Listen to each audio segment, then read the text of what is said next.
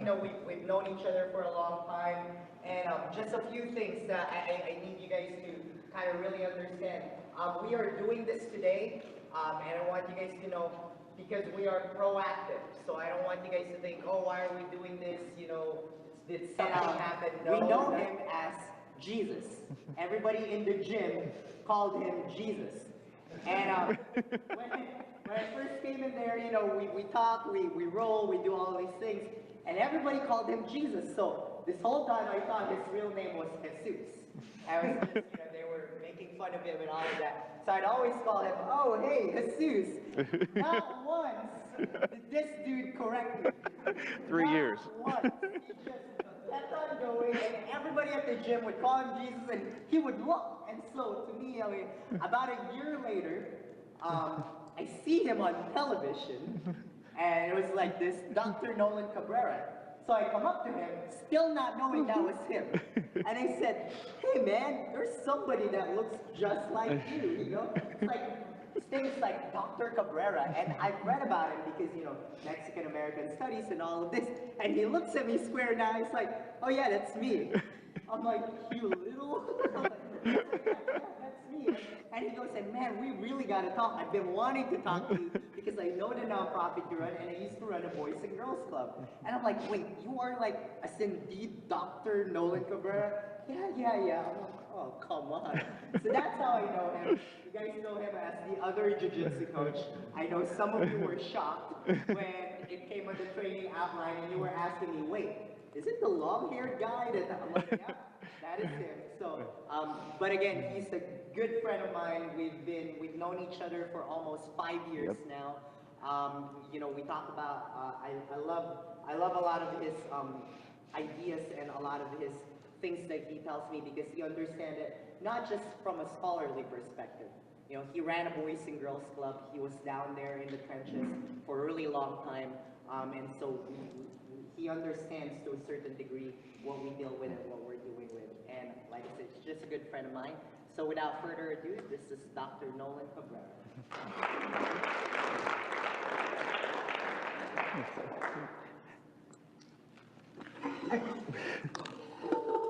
Thank you very much for having me here. Mr. Jansen, thank you for that extremely long introduction. I wanted to hide behind the television.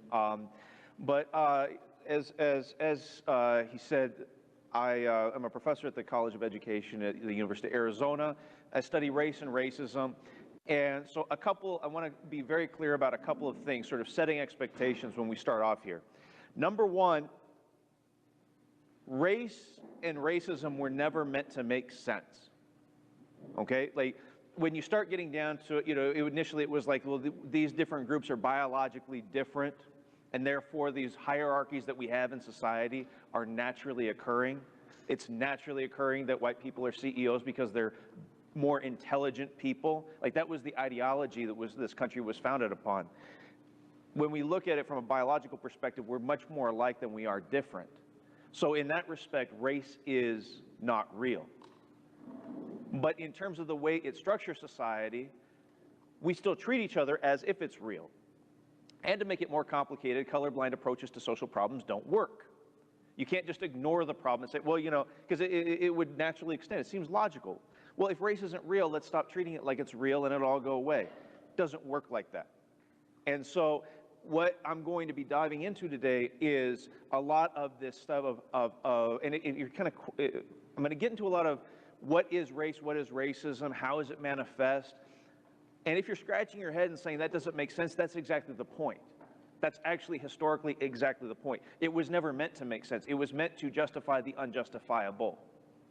I mean, if we want to go back to the founding of our country, slavery and manifest destiny, you can't enslave people and then steal people's land and try to justify it if you actually see them as people. Does that make sense? Okay. The second part is that y'all are the experts on youth development.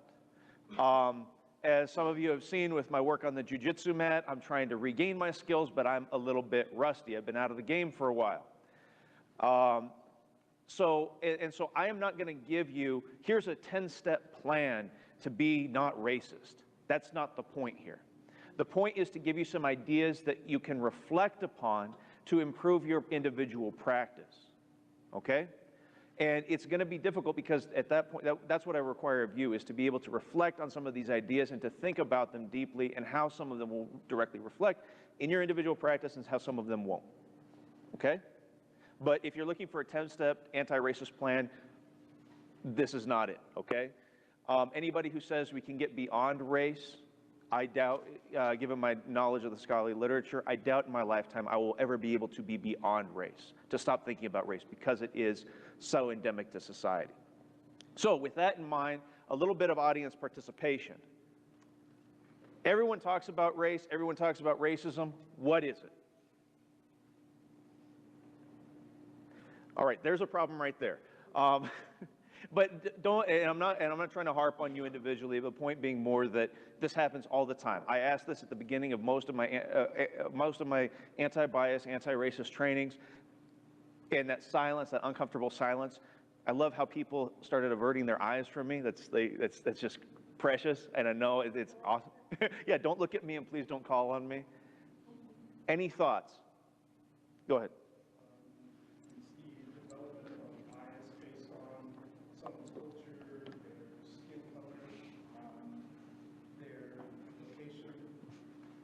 Okay, very standard answers.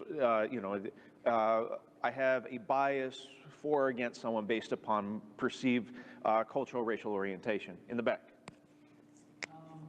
You're prejudging a certain one or more humans based on their physical characteristics.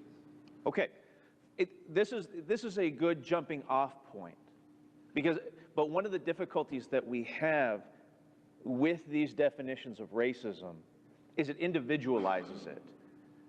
It's sort of like I could go around the room and be like, okay, you're a good person, you're not really racist, you have some internal bias, you're kind of, oh, you're really biased, you're just out of there.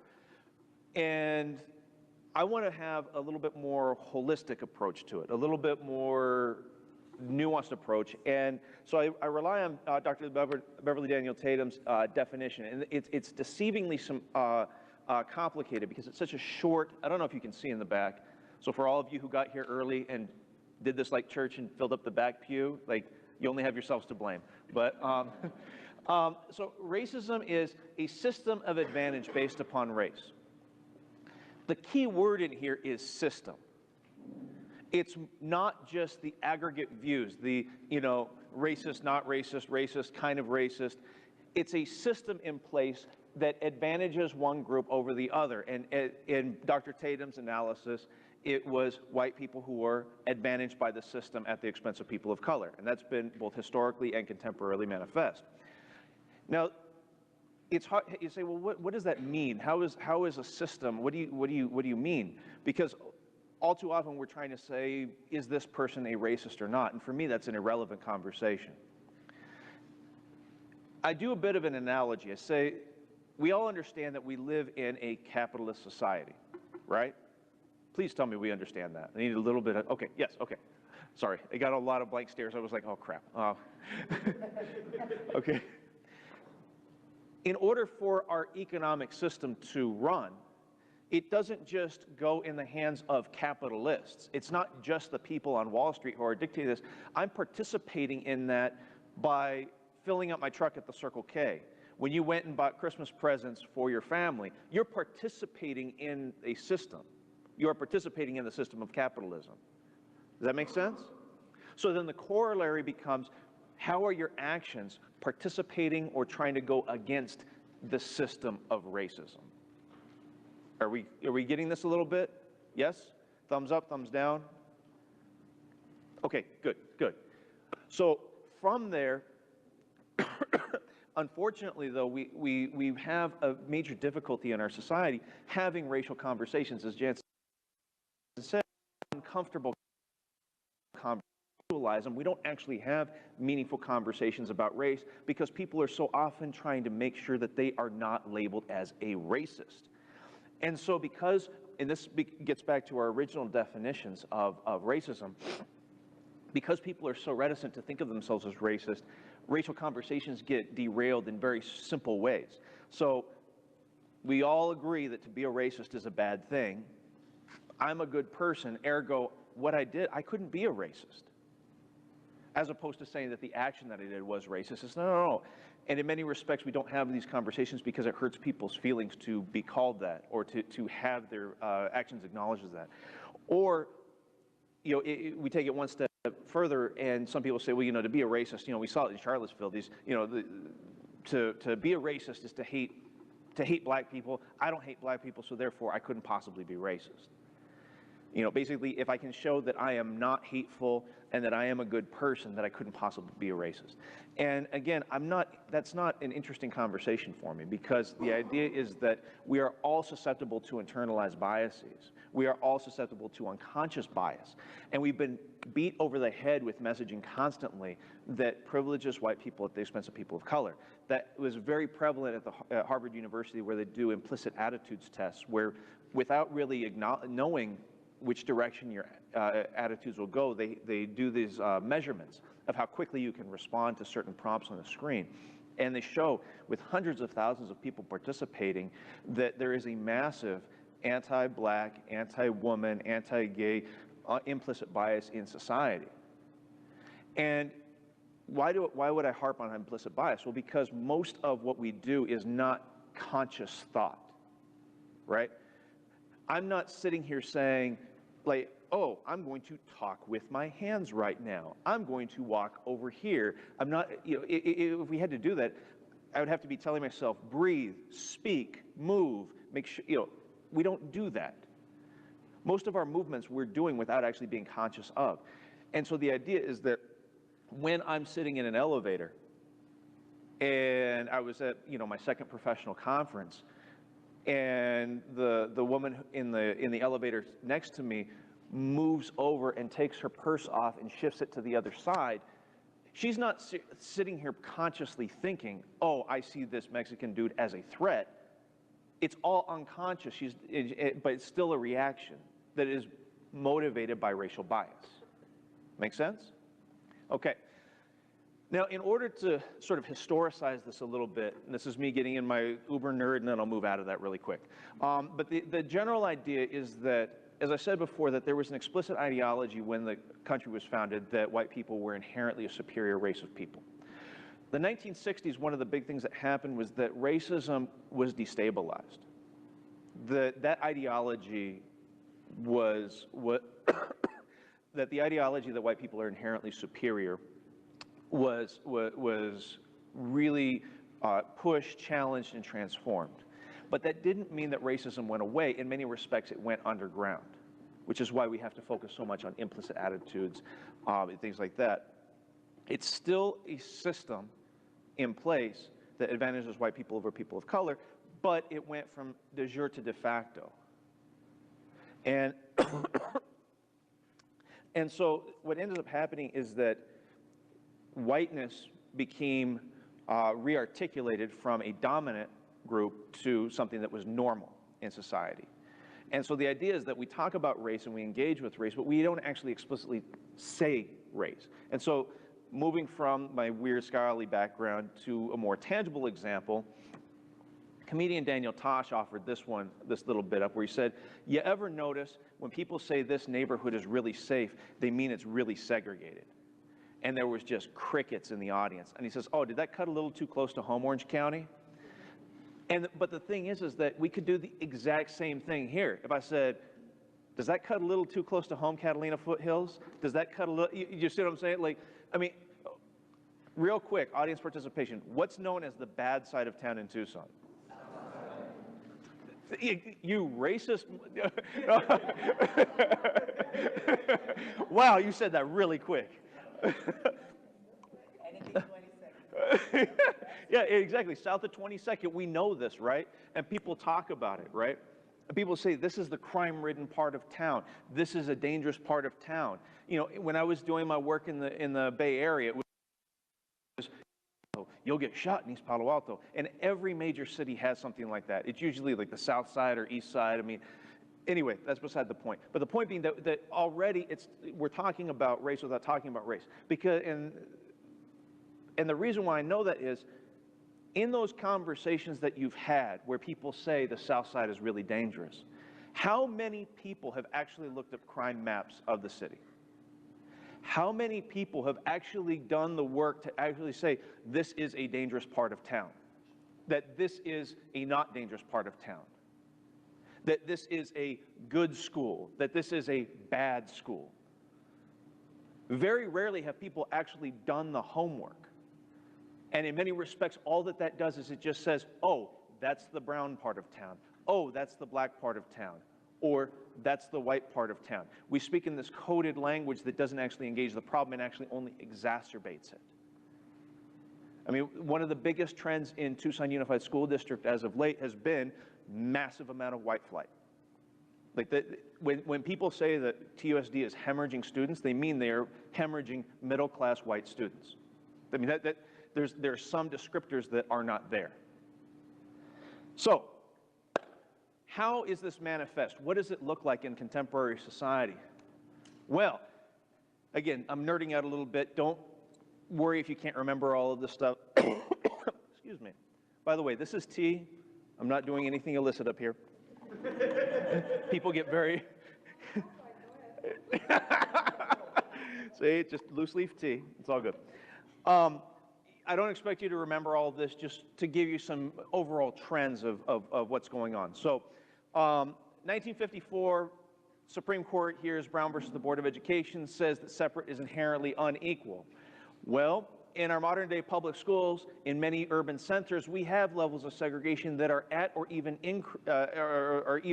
more segregated than during the Brown period. Because yes, that made the law of the land say that separate is inherently unequal, but then the court also said that the schools will desegregate with all deliberate speed. And all deliberate speed means going at a snail's pace. I mean, we're in Tucson here, we're still in 40 plus years of a desegregation order, and things are not necessarily getting better in terms of integration. But again, part of that is how we structure society. When they created the unitary status plan in TUSD, it was really hard to integrate because Arizona is huge on vouchers and charter schools, which tend to advantage middle-class white people. Again, it's like, oh, here's this school, I can go to it. Do you know that it's really a good school, or are you just basically basing it upon implicit racial bias? Educational discipline is huge because I get this, there's a temptation to say, we have a zero tolerance policy for deviant behavior. But what does that mean? Statistically, it's meant that low-income black and brown kids get disciplined at rates higher than their white counterparts for exactly the same violations. And actually, one thing that's really interesting, if we want to get a little deeper, that the Civil Rights Project at UCLA found is that the number one predictor of whether a student's going to be suspended is not the behavior, it's the quality of teacher that they get. And so in many respects, these kids are acting up because the teachers aren't creating an inclusive environment for their students because, I mean, they're new, they're young, they're inexperienced. But then what ends up happening is that the teacher puts it on the kid. The teacher has the authority to put it on the kid and say, oh, this kid is being disruptive, is being threatening, is being all these things. And it's difficult, especially as you're a new teacher, to say maybe it's not that the kids are acting up, maybe the kids are acting up because I'm not as good as my profession as I should be. But again, the quality of teacher starts mapping onto things about that are also implicitly racialized. That is, it's really difficult in Tucson to get and retain teachers right now. Also because we don't pay them anything, but that's a different issue altogether. And so as you can see right here, Black and Latino students relative to white students get suspended at far, far higher rates. And then you have to start asking yourself, what are you trying to get out of that? Because ultimately a suspension is meant to, or in theory, is meant to disrupt negative behavior, to try to transform negative behavior. If you suspend a kid, that kid's out on the street. What do you think they're going to be doing? Probably not something that's probably reinforcing the negative behavior in the process. And at the same time, we also have to understand that there's a process of paperwork that follows kids. That is, you get suspended one time. First of all, you're about twice as likely to drop out of high school. Second of all, you're also likely to get suspended again because you're starting to get labeled as a troubled kid. You're starting to get labeled as a bad kid. And so then the next time you go to the principal's office, you're more likely to get suspended again. Wealth. Wealth is a huge issue because a lot of people focus on income, how much am I making? But really, you know, if you're looking at collateral to get a house, to get a car, to get any of this stuff, really what matters is the wealth that you have been able to accumulate. And there are massive differences in wealth along racial lines. 7 to 1, white to black, 5 to 1, white to Latino. And the average single black woman has a net, has net wealth of $5. Again, these are ways that this is manifest. When you have difficulty securing a loan, when you have difficulty securing good employment, when you have difficulty creating equity, and all of these things are racialized. There is unconscious racial bias that's built into the system that advantages certain people and disadvantages other people. And that's very much playing out in food deserts and redlining areas. I don't need to go into all the history of that, but basically if you look at the geography of an area, advantage and disadvantage is built into the geography of an area. Like you said, south of 22nd. And you go into most urban areas, you're going to find a glut of convenience stores and a lack of fresh fruit and produce. You know, they did one looking at where the farmers markets are in Tucson. And wow, they're all up on the north side. You know, you saying low-income brown folk don't need fresh fruit? Let's be real. Like, this is exactly where it needs to happen. I remember when I was doing my work in the Bay Area, you know, you'd have teachers who would just get frustrated. They're like, my God, these kids, they don't, you know, they'll come into class and their breakfast will be hot Cheetos and Mountain Dew. So we looked at the geography of East Palo Alto. And first of all, there was no grocery store in town, period. The nearest one was a Whole Foods, which no one can afford, and it was across in Palo Alto. And so the idea was that it was built into the system that what's accessible for these kids, it's what's ever at the convenience store. Now, does that mean it's predetermined that we say, oh, well, they're always going to be making these choices to do, you know, to put the, you know, these toxins in their body? Absolutely not. I'm saying that the way that it's structured is pushing them in this direction. Yes, we're clear? Cool. Then the huge one that a lot of people are dealing with is the war on drugs. Now, it's kind of weird now that marijuana is getting legalized in a lot of areas across the country. But my gosh, how many guys I knew when I was in the Bay, in LA, even back in Oregon, who got locked up for having a dime bag on it. It's like, this is ridiculous. And now people are just freely selling it. But the point was again, this is sort of a nationwide zero tolerance policy. It said, we have a drug problem and we have to crack down on it. Well, what that meant pragmatically was that low-income black and brown communities were getting locked up at massively high rates. And what's interesting, though, is that the rate of drug usage does not map on to the rates of incarceration. Actually, there was a fascinating ethnography done a few years ago called Dorm Room Dealers, where largely middle-class white kids are dealing tons of drugs out of the dorm rooms. But the university is kind of like a safe zone where, oh, they're just experimenting. But for the exact same stuff, black and brown youth that we're serving are getting locked up consistently. And so it's not coincidental that you have this massive overrepresentation of people of color in the pen and the massive underrepresentation of white folks in the pen. And one of the difficulties that we have is that when it comes to incarceration, instead of thinking about it as a last resort, it becomes a first resort. Because if we really start thinking about it, like, you know, why are kids doing drugs? Why are kids selling drugs? Well, if kids are selling it, that's probably because they need some means to an end to make so, they need some economic means in their life. Well, what does that mean around here? Well, they don't, what are the meaningful ways that they can gain employment? Or maybe it's after school and they're just bored. Because because higher ground is here, but we need 10 higher grounds. We need 12 higher grounds to be able to serve the population in this area, right? We can't be a panacea for everything. It's not coincidental that youth crime peaks between the hours of 3 and 6 p.m. I mean, it's right from the last bell to when the parents get home. And again, if you have a lack of structured opportunities in an area, it's not coincidental that kids are going to act up. Kids are going to be kids. I mean, look back. I mean, we all did some stupid things when we were kids. Well, I shouldn't say all of us, but a lot of us did some really stupid things.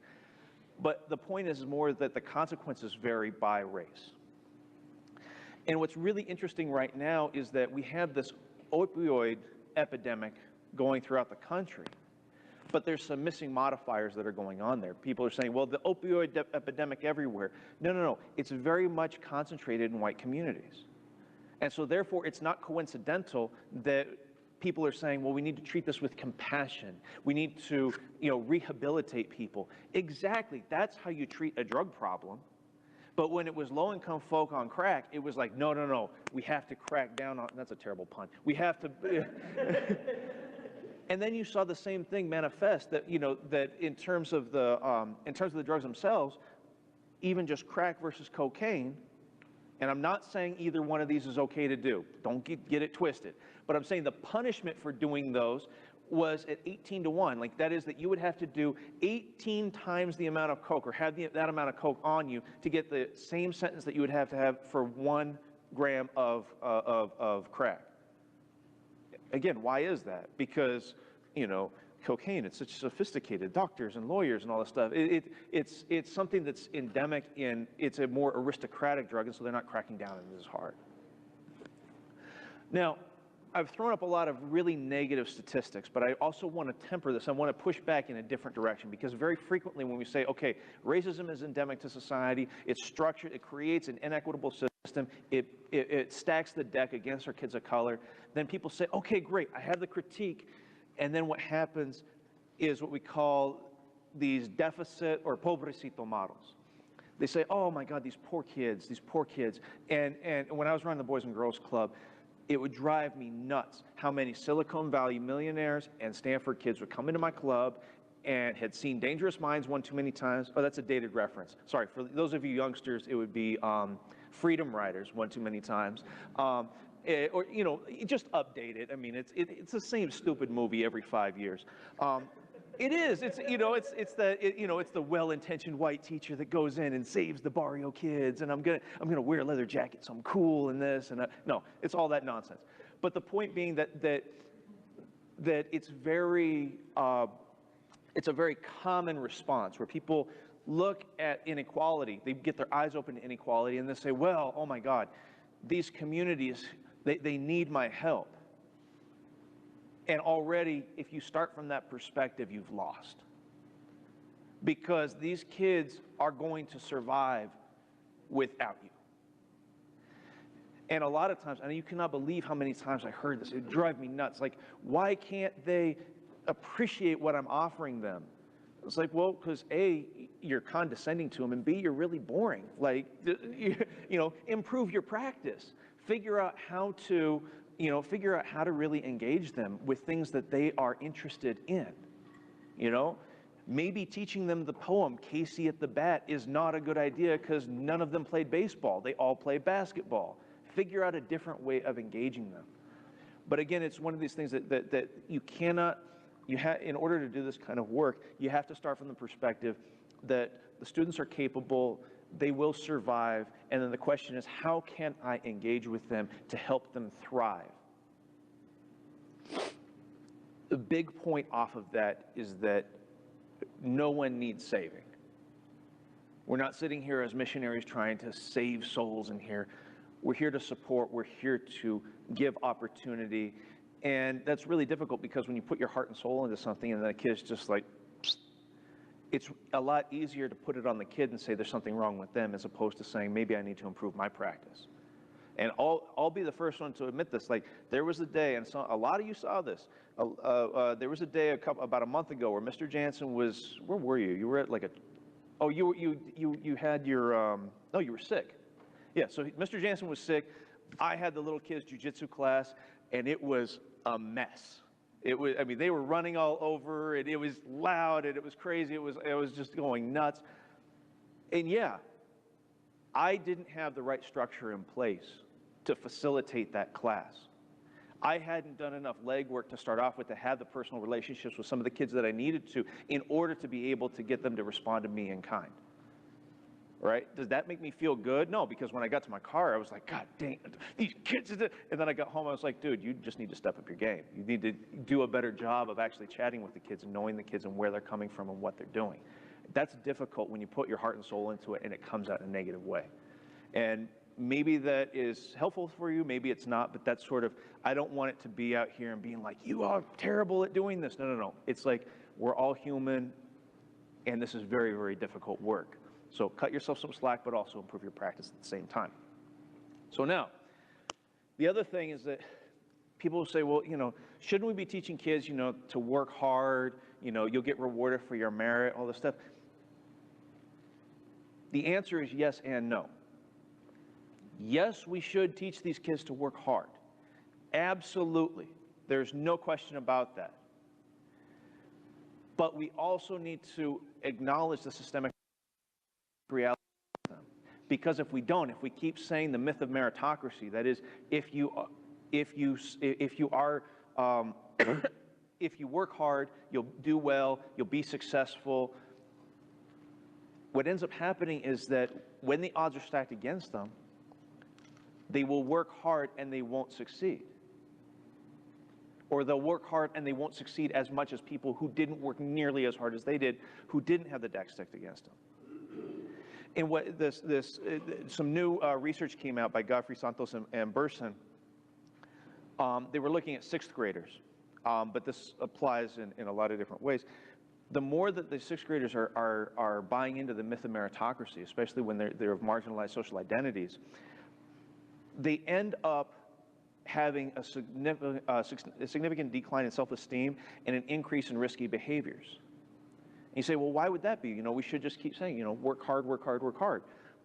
But the problem is that if you work hard, and you can see who's working hard and who's not, and you're not succeeding, what ends up happening is you start internalizing that. You start saying, I am not worthy, I am not a good person, I am not a person of worth. And then if I don't have a good sense of self-worth, I can engage in all the sorts of self-destructive behaviors because who cares? People have told me I'm a piece of crap since day one. It's true. What does it matter if I go do X, Y, and Z antisocial behavior? Or as the esteemed philosopher Cornel West says, without self-esteem, you'll most certainly self-destruct. And so that's why it's a very delicate balance working with these ideas, is that you can't sit there and just say, work hard, work hard, work hard. It needs to be, the deck is stacked against you, so therefore you have to work twice as hard. We have to be able to hold two different ideas at our heads at the same time. Because if it's just the deck is stacked against me, then it's like, why even try? And if it's only work hard, it can also be self-destructive in the process. So now, how does race and racism play out interpersonally? And there's a term called microaggressions, and it actually gets, it's been thrown around a lot. Everyone has it's a weird thing being a scholar of race, because everybody and their mother has an opinion on microaggressions, and no one actually knows what they are. Well, actually, it's kind of, that's normal. It's just like race. No one actually knows what they're talking about, but everyone has an opinion on it. And it's a real focus on language and language usage. And that that interpersonally, you can send messages to students about their worth or lack thereof without even realizing it. And that's this is one of the things about microaggressions, is that you're constantly sending messages through your language patterns about, basically about, give me a sec. All right, cool. We're consistently sending messages about race through language, as we already saw through Daniel Tosh's work. By the way, just because I have someone in my presentation doesn't mean I wholeheartedly celebrate them, because he's a very, anyway, that's beside the point.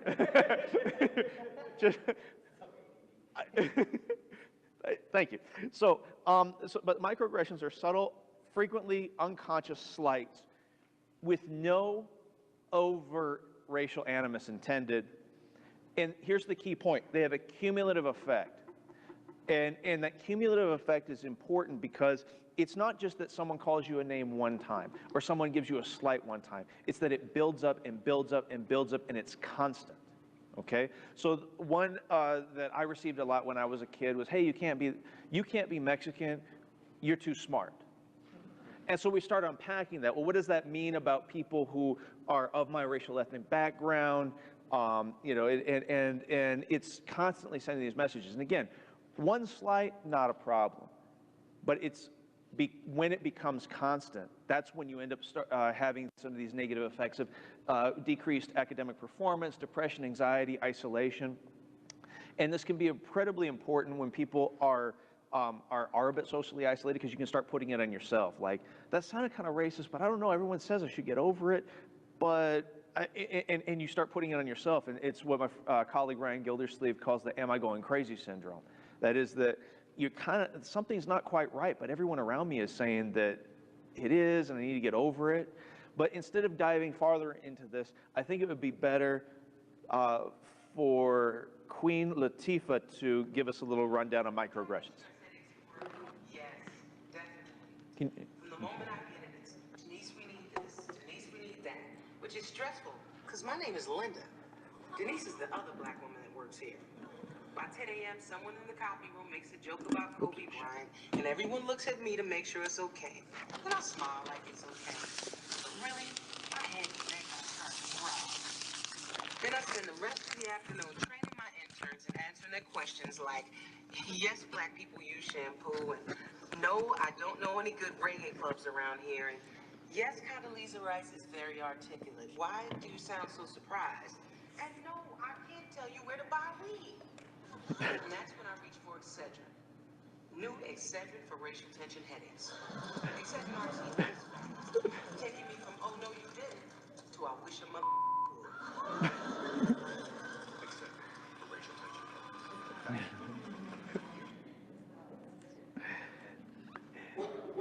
But and I really like this one because, again, it gets to that cumulative. It's not just one thing, it's constantly that she's dealing with. And then I also like this because, you know, she's talking about, well, you know, Condoleezza Rice is articulate. And that's a really interesting one as a microaggression, because how could articulate be a slight? Well, here's the issue. We remark on things that are remarkable. So we start talking to the context, right? If you come up to me and say, you're mighty articulate, I'm like, got, you know, 2 graduate degrees from top-ranked institutions. I'm an associate professor. I better be articulate. Like, you should expect that, right? Now, when my 7-year-old son puts together multisyllabic vernacular, yeah, remark on that. That is remarkable when he puts together these different sentences, right? But the point being that there's an implied context about what you're talking about. And so if I sit there and say, my gosh, you're so articulate. It's like, if you're talking to another adult, just assume that they're going to be articulate unless otherwise told so. Now, a little bit more of audience participation. When, thinking back on your life, when were you a target of a microaggression?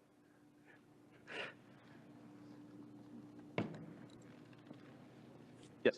In 8th grade, we had a morning safety day starting at our school. Yes. The sub automatically say that was the foreign exchange student. Great. Even though the foreign exchange student was supposed to be from Mexico. Wow. What country are you? Absolutely, because you know that when someone doesn't speak English, speaking louder and slower makes them understand. Yes. I hear like every day I work as a server. Yes. Every day I feel like those asking me about my Yeah. like, oh, why don't you have an accent? Of course, and there's an implication already about what that should mean, where you should be from. I mean, even just the idea of where are you from, because I have one of my neighbors is Canadian, a Canadian undocumented immigrant who never gets asked where are you from. 1, 2. I got a lot of microaggressions from just like my peers, especially like teachers and anything. You know, that did happen sometimes. It was mostly like in middle school because I'm a mixed race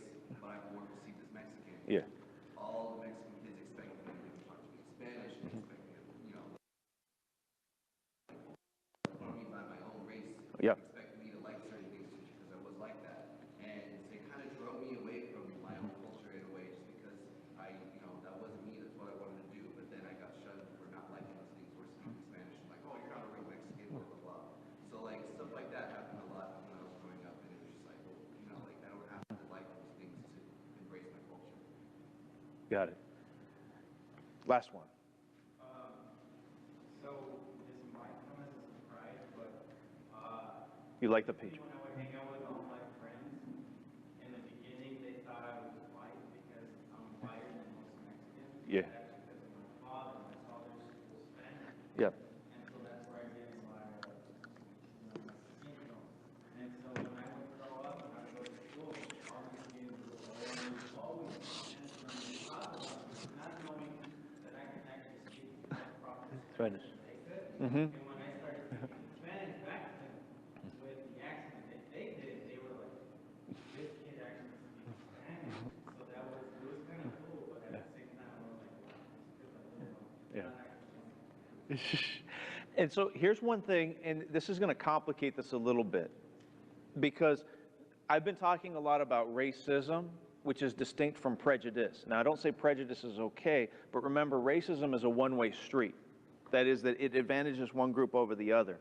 And so, actually, these last two, they're in this weird kind of limbo area for microaggressions because assumptions of being white don't have the same effect as demeaning of a marginalized identity. What I mean is that it doesn't have the same effect, white people feeling uncomfortable by someone saying, oh, you know, that's typical white guy stuff. It doesn't have the same effect because it's not a reminder of your marginalized identity. And it's not saying these are okay, but it's that relationship to the systemic reality. And so it's constantly asking, what is that relationship going on? So it's a weird middle ground that you both have been dealing with, but it's a fascinating one. We had one more over here. The other day, I was going to get hair dye. Yeah. And the lady was like, oh, but the ethnic idol is over there. Let's get to your hair. Thank you. Sorry about that. Yeah. Uh-huh. Yeah, exactly. And even the fact that they have an ethnic, that they know the ethnic aisle is absolutely. Yeah, yeah, and so there's a lot of different ways, but again, you're constantly reminded of you're different, you're not of the dominant group. Here's your other space. So now, this is the more difficult. These are really important to get out there, but this is actually the more pressing, difficult question. When were you the perpetuator of a microaggression? That is literally, I've asked this probably about 25 times in presentations. That is the quickest I've ever had somebody. Yeah, I do like all the time. I think the one that like came to my mind the quickest was Fernando. Like literally a week ago. Oh wow, we're getting. Yeah, exactly. I like said he said something about me being Native American and or like him being part of the family or whatever. Yeah. And I was like, no, you're not. Like you can't be Mexican. And it completely dawned on me like after he said, well, like Mexicans are like a form of being Native American. Yep. You know, there's just like a different branch. Yeah. And I was like, wow. I was like, you're right. I never even thought of it that way. I probably, like called him stupid afterwards, but that's not a microaggression. And what you described right there, it's a very specific kind of microaggression. It's called a micro-invalidation. Like it's not saying something demeaning about his ethnic background. It's actually saying that ethnic background is like not there or doesn't exist. It's invalidating the existence of it. It's all under this larger umbrella. Go ahead. So, Fernando's last name is... Man, is this pickup from Fernando? Wow. Yeah. The first thing that comes to mind, because his last name is so freaking long that it's like, well, yeah, of course you're Mexican, where the rest of your 7 other last names have to have 7, but it's like, I'm Mexican and have 1. Yeah. But like, yo, so, like, Yeah. that's one thing that's like a major one, and like, I think like a lot of people do it. Yeah. You're Mexican, you've got 74 last names. And see, here's a really interesting part too, and this is what makes part of the reason why people get so frustrated about microaggressions is it's this constant moving target, right? And so you can have two different people say exactly the same thing, but a different context, and it has a completely different meaning, okay? So like, for example, if I'm sitting here talking with my boys about, dude, Chicanos, like, we invented carpooling, like, we'll throw like 78 people in a Chevy and just like take off. Like, that's, is it a stereotype? Of course, but we're talking about ourselves, right? We're talking inclusively about ourselves, right? Whereas, you know, if someone is, you know, outside of the Home Depot, like, oh my God, Mexicans, they just throw everybody in the car and all this stuff. It's an outside perspective demeaning the community in the process. And it's a strange situation because you have, you know, you have different relationships with different words, and it's understanding a cultural context is actually really important in terms of understanding what is offensive and what's not. And so that's, you know, it's one of those things when you're part of the marginalized group, part of playing with the stereotypes, part of playing with the derogatory terminologies is taking the sting out of them, is acknowledging a mutual, you know, in-group status. Go ahead. As a general question then. Sure. I maybe even in the PowerPoint, but. Sure. So when is the line crossed when it's a general question?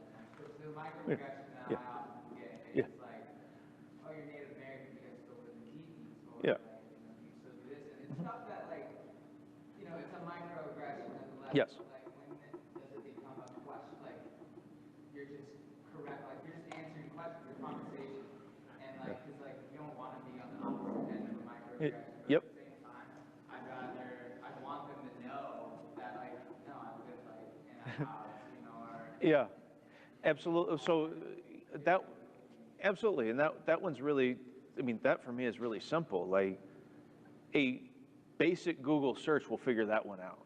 Like, you don't need to be constantly asking that. And you know, one of the problems is actually what you're describing is not just a microaggression, but the psychological burden of constantly being a racial teacher, and that's what marginalized groups across the board are constantly having to deal with. Is the idea of, you know, it's not just enough that I have to exist, but I have to actually educate every other person who's not of my racial ethnic background about where I'm at, what I do. And, you know, and a lot of it becomes individualized with you. Like, if you don't want to answer the question, you know, just stop answering the question. But it is one of those things that people of the privileged group need to understand that it's our responsibility to educate ourselves about the opposite. Me as a man, it is incumbent upon me to understand male privilege and female marginalization in society. Me as a straight person, it's important for me to understand the LGBTQ experience. If I have friends in that situation who are willing to educate me, that's great, but it is not, I am not entitled to that information, right? They're already exhausted answering the previous 20 questions. I don't need to be 21.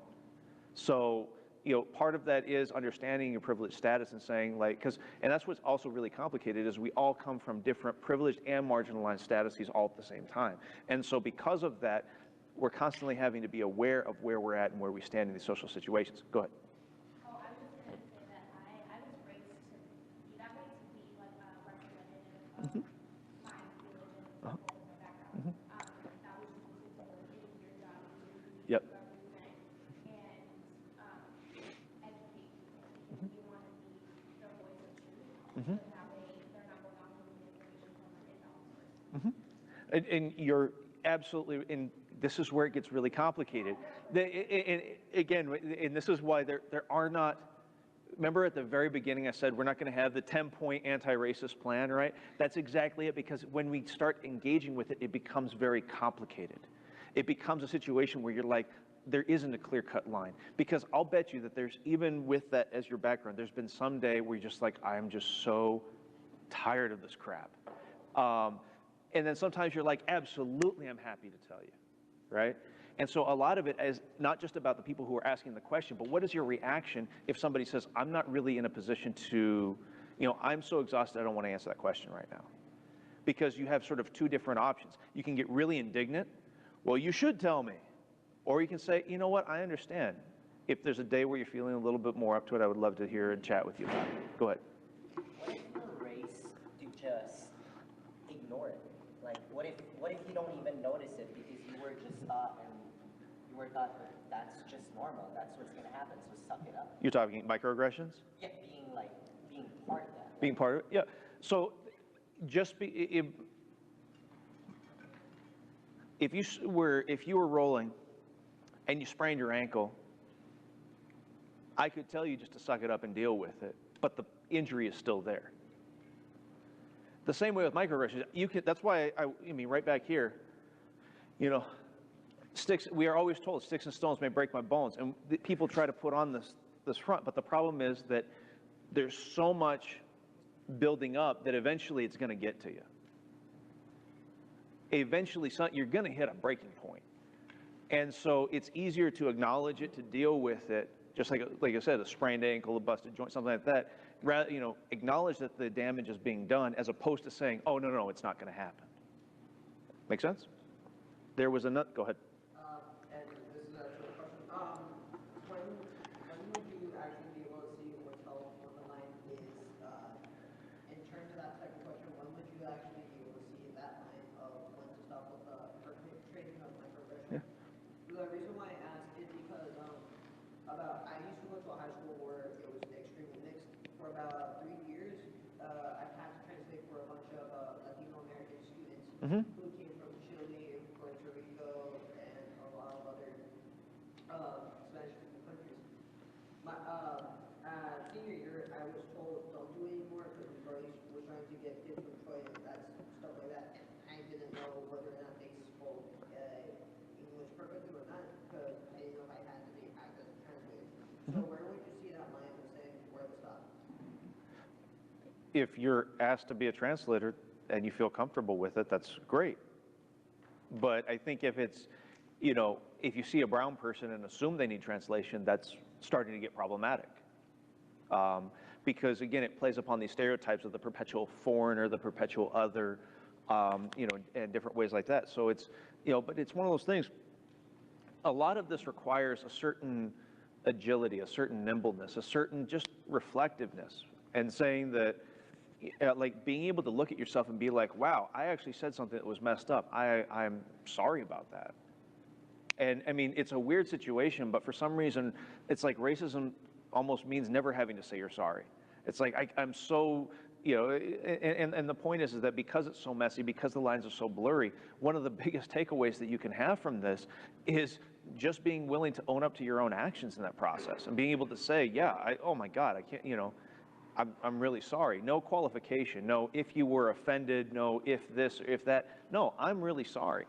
I mean, it kind of goes back to when I was in first grade and I was running on the playground and I accidentally knocked over this girl. Mrs. McDaniel did not care that I had not intended to knock her down. I had to go apologize to her because a harm was done. This is the same way that we're talking about it here. If we really want to grow as people and really nurture each other, we need to be able to own up to when, not if, but when we make these mistakes. And that's the core component, is being able to say, oh my God, I'm really sorry about that. No qualification. Because the second you start saying, if you were offended, it puts it back on them. You just say right here for me, I'm really sorry. Yes? Right. When I was a teenager, I worked at a gas station in Bend, Oregon, and Bend is all white. There wasn't a single colored person in that school. And so the owner of the gas station, he was very concerned about dirty Mexicans. So whenever a car would pull into our gas station that had brown colored skin people in it, he would always tell me to run behind the building where the bathrooms were and put an out of order sign in the bathroom so they couldn't use it and lock it. And sadly enough, at that time as a teenager, I would agree with him. So, yeah, we got to lock the doors against the dirty Mexicans. It was a sad point. And that's more, what were they, the lava bears? Is that? Yeah. Yeah. Okay, yep. Good old Bend. Beautiful skiing. But you're right. But now that's more of almost like, that's less a microaggression, because those are right out there, but it also speaks to, the subtlety is not there, but it gets to how things have changed over the last few decades in terms of that actually in many respects it's totally okay to several decades ago, it was totally okay to do exactly that because it was just accepted. This is the way it is. So there was one more hand up. Did you have your hand up again? Yeah. Never mind. Okay, cool. See, I actually had the slide of questions or comments, but you all just jumped right into it. So you all are setting the curve. It's nice. So moving along from this, I wanted to talk a little bit briefly about, man, and we've had a really good conversation. I expected this to go like half an hour less, so good for y'all. Some quick thoughts on white privilege, racial engagement. We'll have some time for questions and answers, some reflection, and we'll keep moving on from there, okay? So now, I think, show of hands, who's heard of white privilege before? Okay, cool. So I don't need to go down that road anymore. I like the idea as a conversation starter, but one thing that's difficult for me is when we start talking about privilege, there's some sort of unintended negative consequences of it. So the first thing is Peggy McIntosh talked about privilege as this invisible knapsack. Well, I hate that metaphor. I respect the work, but I hate the metaphor because, I mean, you can take off a knapsack. You don't have the ability to take off privilege. It just doesn't work. You can't do it. I can't say, hey, I'm going to stop having male privilege right now. It just doesn't work like that. So you have a flawed metaphor to start off with. But the second part is if you actually go back and read what she wrote back in 1989, a lot of the stuff, it's like, you know, I can walk through a store without people, you know, thinking I'm going to steal. I can take a test and fail it and not have people think that people of my racial ethnic group are stupid. I can, you know, and you start thinking about that in many respects, what she's talking about is a baseline of human behavior, of humane behavior. That is, nobody should be followed to the store assuming that they're going to steal. That nobody should have their intelligence questioned because of the racial ethnic group. Nobody should be So basically what happened is, this is the standard of humane behavior, and then racism makes it so that people of color are not guaranteed that equal treatment. And so really, it almost, the privilege, yes, white privilege elevates white people, but it doesn't necessarily do so by, you know, by elevating white, it does so by depressing opportunities for people of color.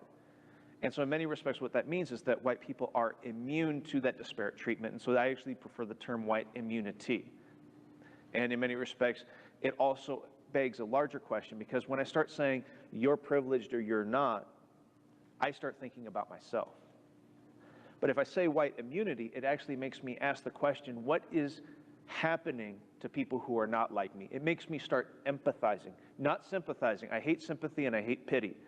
I have no patience for them. But empathy and understanding those human conditions is critically important, and putting yourself in the other people's shoes. Privilege tends to focus on me. What is it about me? Immunity and empathy makes me ask what else is going on out there. Okay?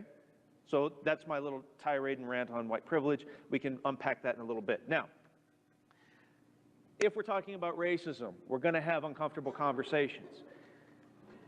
Here is a brief guide to how to do this, to how to start doing this, by Jay Smooth. He's a great vlogger. If you ever watch him on YouTube, he's absolutely amazing. And he says things in a lot more cool way than I do, so I prefer to use him because it also takes some of the pressure off of me. So, Mr. Smooth. Can you turn it up a little? Yeah. Race, the final frontier. No matter what channel you watch, no matter what feed you aggregate, it seems like everybody everywhere is talking about race right now. And when everybody everywhere is talking about race, that means sooner or later you're going to have to tell somebody that they said something that sounded racist. So you need to be ready and have a plan in place for how to approach the inevitable "that sounded racist" conversation. And I'm going to tell you how to do that. The most important thing that you've got to do is remember the difference between the "what they did" conversation and the "what they are" conversation. Those are two totally different conversations, and you need to make sure that you pick the right one. The what they did conversation focuses strictly on the person's words and actions and explaining why what they did and what they said was unacceptable. This is also known as the "that thing you said was racist" conversation, and that's the conversation that you want to have. The what they are conversation, on the other hand, takes things one step further and uses what they did and what they said to draw conclusions about what kind of person they are. This is also known as the "I think you are a racist" conversation. This is the conversation you don't want to have, because that conversation takes us away from the facts of what they did and the speculation about their motives and intentions, and those are things you can only guess at, you can't ever prove, and that makes it way too easy for them to derail your whole argument. And that is the part that's crucial to understand. When you say, "I think he's a racist," that's not a bad move because you might be wrong. That's a bad move because you might be right. Because if that dude really is racist, you want to make sure you hold him accountable and don't let him off easy. And even though intuitively it feels like the hardest way to hit him is just run up on him and say, "I think your ass is racist," when you handle it that way, you're actually letting him off easy, because you're setting up a conversation that's way too simple for him to derail and duck out of. Just think about how this plays out every time a politician or a celebrity gets caught out there. It always starts out as a what they did conversation. But as soon as the celebrity and their defenders get on camera, they start doing judo flips and switching it into a what they are conversation. "I have known this person for years, and I know for a fact that they are not a racist, and how dare you claim to know what's inside their soul just because they made one little joke about watermelon tap dancing and going back to Africa." And then you try and explain that we don't need to see inside their soul to know that they shouldn't have said all that about the watermelon. And you try to focus on the facts of the situation, but by then it's too late, because the what they are conversation is a rhetorical Bermuda Triangle where everything drowns in a sea of empty posturing until somebody just blames it all on hip-hop and we forget the whole thing ever happened. Don't let this happen to you. When somebody picks my pocket, I'm not going to be chasing him down so I can figure out whether he feels like he's a thief deep down in his heart. I'm going to be chasing him down so I can get my wallet back. I don't care what he is, but I need to hold him accountable for what he did. And that's how we need to approach these conversations about race. Treat them like they took your wallet and focus on the part that matters, holding each person accountable for the impact of their words and actions. I don't care what you are, I care about what you did. So that gets back to my overall point, that we all, that you can find racism and anti-racism within individuals, and the whole idea of a racist is sort of an irrelevant conversation. The core issue here is, what do my actions mean in relationship to this larger systemic reality? And that's actually, that's part of the reason why I love having Daniel Tosh in my presentations, because in that same person you have critique that I put on the board, or that I put in my PowerPoint, and then like a paragraph later he has some of the most blatantly racist crap in his skit as well. And both are true and accurate, but again, it gets that issue of, I don't care whether you think you're a racist, and I don't care, it's counterproductive to label people as a racist, rather to try to focus on the actions. And we do this in youth development work as well. You don't say you are a bad kid. You identify a problematic behavior and try to find mechanisms to improve it. It's the exact same thing here. Now, I'm all for meaningful engagement. However, this is a racial Bermuda Triangle. Nothing good has ever come out of someone starting a sentence with, "not to be a racist, but," or "I'm not a racist, but." 99.9999999% of the time, something racist is going to come out of that mouth. So, and I'm just like, I'm all for dialogue, but if a sentence starts like that, I go back to, for all of Jay Smooth's beautiful breaking it down and all of his analysis, just no. Just stop all that noise right there. And it can go across the board. Not to be sexist, but just let's move on from that. Now, having said that, part of these conversations, because all too often when we say there's a racial issue, it all too often focuses on minority communities. And we need to understand that as a systemic reality, it's not appropriate to say, oh, well, this is a black issue, or this is a brown issue, this is a Native issue, this is an Asian issue. I love the way that Jesse Williams broke it down in the wake of the Michael Dunn case, where he said, it's not a black problem, right? If you already say that this black kid getting shot is a black problem, it alleviates responsibility anywhere else. It said, it is a white problem, it is an American problem. And to the extent that we are actually going to engage racism, we have to do it collectively. We all have a stake in this game. It can't be just, oh, it's this community over here, this community over there. We're all complicit in it, so we all are responsible for it. And so in summation, first and foremost, race matters, and race matters in very profound ways. It structures society inequitably, and it's one of these issues that the more that we ignore it, the worse that the situation becomes. I want to be very clear that no one presentation, no one critical reflection is going to improve your practice to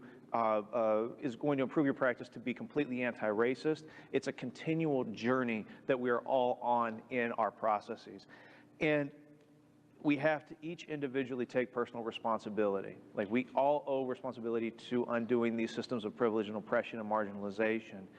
And in doing so, please understand, it's not if, but when you screw up. You are going to screw up. It's just going to happen. If you can't look back and see where you screwed up already, it doesn't mean you're a perfect person. What it means is that you have been blinded to the ways that you've screwed up in the past.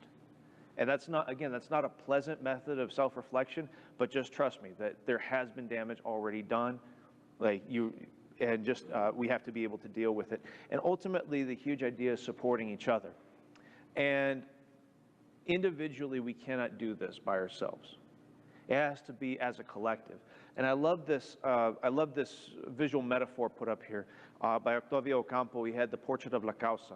And I know it's kind of hard for you all to see who are playing church in the back pew, but right up here, if you look really closely, you have the pic. Well, sorry, who is this?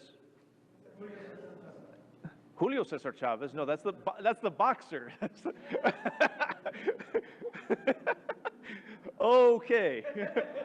Someone needs an ethnic studies course.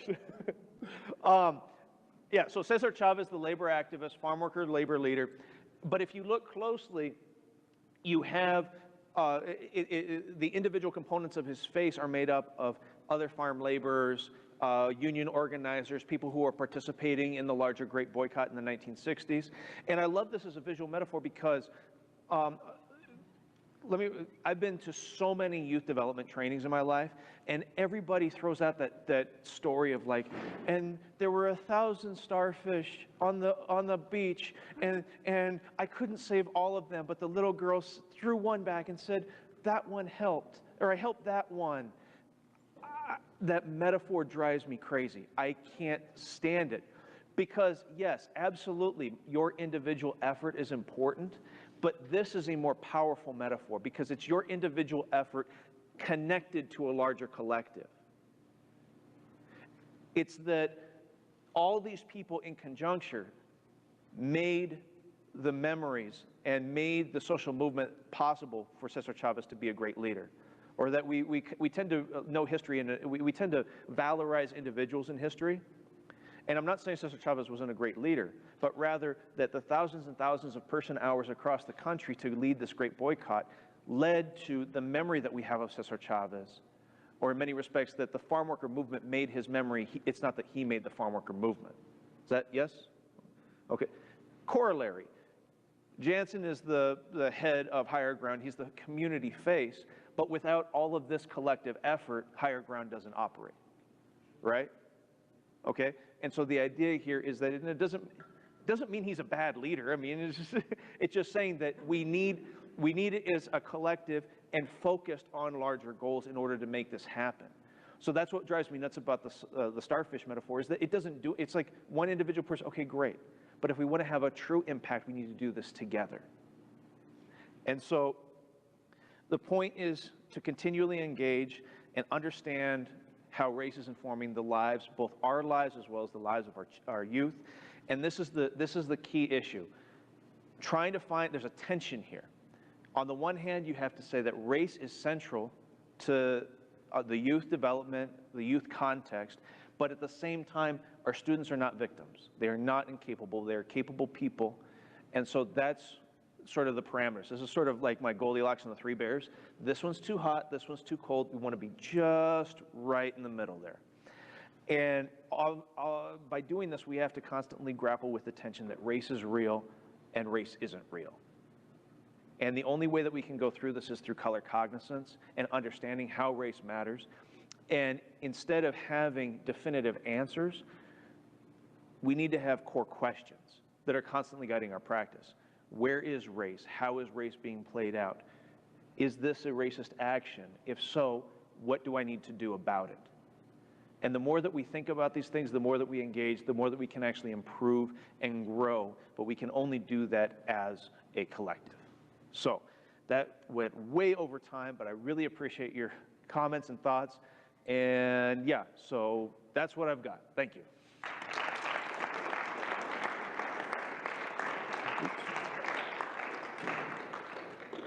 All right, so I was going to have a Q&A right now, but I can already see people getting antsy and people using the restroom. So instead, what I want to do is think about your questions. We'll have a Q&A right after, but take about a 10-minute bathroom break, get some water, do all this stuff. Come back here, and then we'll lead a Q&A and then have a couple of self-reflective exercises off of this work, okay? Cool. Okay, I know I totally threw off the rhythm, but I could see people getting some nerves or needed to move around, and so it's so beautiful we're in here and you all can play basketball and yeah.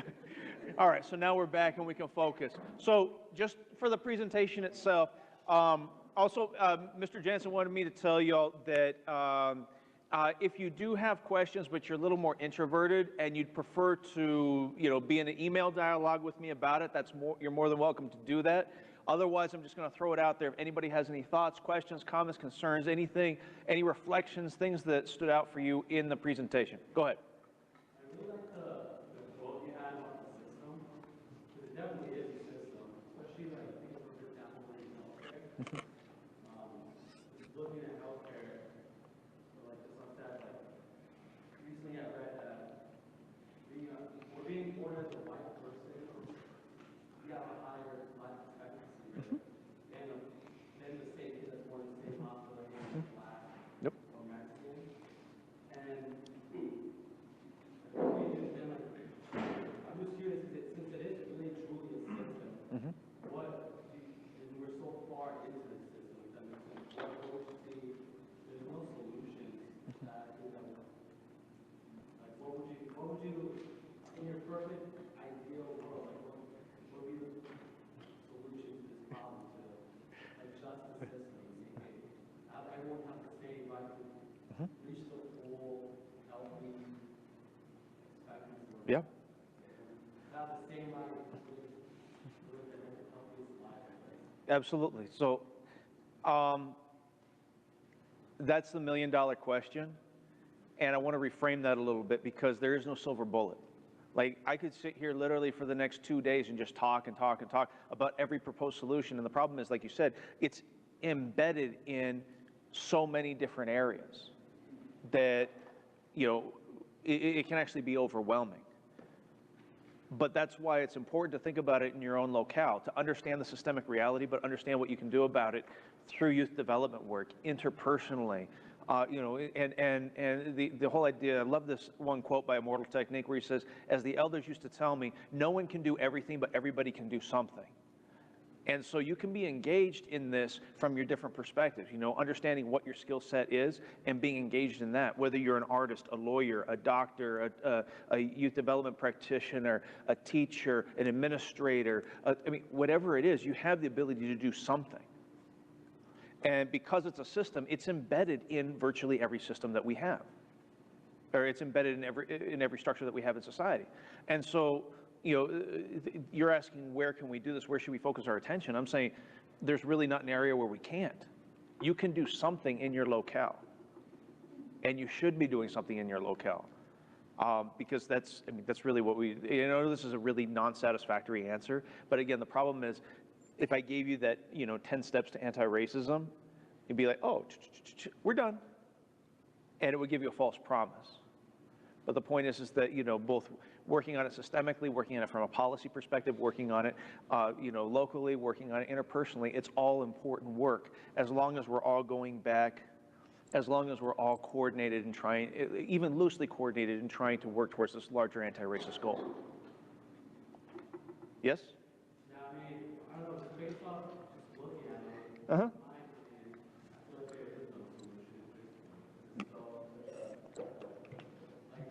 When I saw that quote, the first thing it reminded me of, I used to be a medical assistant, Yeah.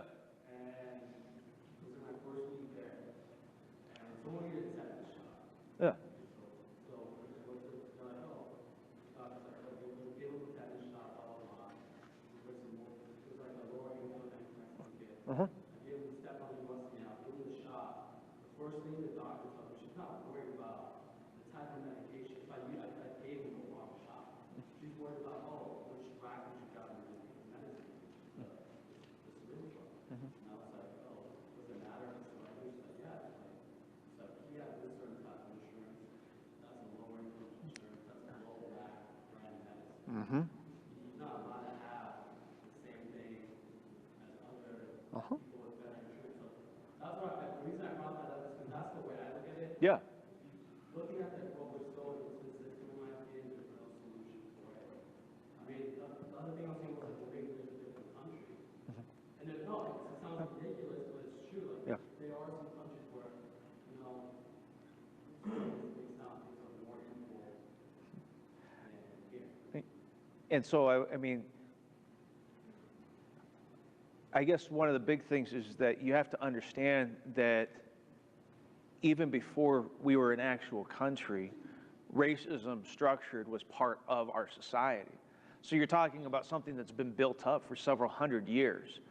And, I want to be very clear about that, there's no, I am not going to live to see the day where racism is not part of our society. I will pass away and that will be it, right? It will still be here, but that doesn't mean that our efforts are irrelevant. I mean, if you look around town right now, there are no signs that say no dogs or Mexicans allowed at this restaurant. People are not getting lynched the way they were at the turn of the 20th century. There's and so I understand the difficulty when we start having structural analyses, because then it becomes, oh my God, it's omnipresent, we can never make any progress. The evidence is very clear, though, that we have made substantial progress. We are not where we want to be, and it is still a very insidious issue and difficult issue to grapple with, but we have tangibly made progress. And for that, I look at, because a lot of people right now get really frustrated. They think that we're kind of regressing racially in terms of race relations. And they want to throw up their hands and say, well, why even do any of this? Well, because our ancestors were dealing with much more difficult issues. And we are just a continuation of that. And we will never reach that end point. But our efforts are going to be core to the next generation and them being able to continue to address this issue and continue to make progress in trying to realize our mutual humanity. 1, 2, 3. Go ahead. Why do you think that, despite the fact that so many people try to unite as one, with everything that's going on right now in DC with who's running our country, why do you think that instead of everyone trying to unite as one and trying to direct and overcome all the BS that's going on, yet it's separating us more and more as a country as we go along? All right. So wow, nothing like a little political landmine to jump on. No. So I do want to make one thing really, really clear, that I believe that our current president exacerbates racial tensions unnecessarily, but I also would really, I have trouble just making it a right versus left issue, a conservative versus, or like a Republican versus Democratic issue, because if you look within the Democratic Party as well, there is some racist stuff going on in there constantly. It drives me nuts because, I'll watch, Bill Maher over on Friday nights, and, if you listen to him as sort of a mouthpiece of sort of the center left of America, he says, well, it's just some dude named Cletus with one tooth who's the real, racist out there. And then he goes on a rant against how terrible Muslims are. And you're like, dude, there's no cognitive dissonance there. One thing, though, that I think that we need to do, though, is understand that what our current president did was he realized that the pain and angst that people in the Rust Belt in particular were feeling is real. And he gave them somewhere to channel it. He said, you know, because they are economically getting hit, like in Ohio, Michigan, they are getting hit really, really hard economically. But what ends up happening when you get hit economically, you go to your base, you go to your sort of who you are at your core. And a lot of us are really, really, really racist at our core. And we start to point fingers. Back in 2010, when we were in the middle of a massive recession, we had also a massive amount of anti-Mexican, anti-immigrant legislation going on here in Arizona. It was easy to pass because people were getting hit in their pocketbooks, and they were standing to lose a lot of stuff, and they were looking for a scapegoat to it. When you look, when there's an economic recession, that people look for reasons why they're hurting. And the current president, albeit a false image, he gave them an image of what was wrong. What's wrong with society? Well, you know, Mexico is bringing over its drug dealers and rapists. That's why you have so many problems in your life right now. You know, these basically pitting people against each other because people are getting hurt. And unfortunately, the Democratic Party didn't do squat in terms of actually speaking to those people at that base need. Just conceded that whole territory. So it's a calculated political thing, but you know, like I said, I would really hesitate to make this a left versus right issue. And in many respects, why, you know, like the culpability of the Democrats in the situation we're in right now is that they just ignored how these people were being hurt economically. They just said, you know, oh yeah, how are they going to vote against their economic interests? Because you didn't give them any vision to run behind. So, not to be too much of a Debbie Downer right there, but that's kind of how I see it. There was yeah. I'm sorry, La Reina, yes, please.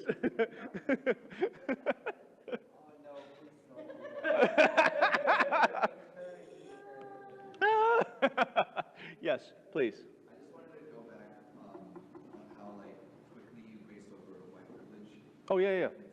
And I think it's just like, you know, white privilege is kind of something that's hard to talk about because it is distinctively pointing out one race. Yeah. And we're trying to talk about racism. Yeah. And basically, I don't think, like, I learned a lot about white privilege in the last couple of years of going to college. Uh-huh. And one of the things I found out that white privilege doesn't necessarily mean white privilege. It also means economic privilege.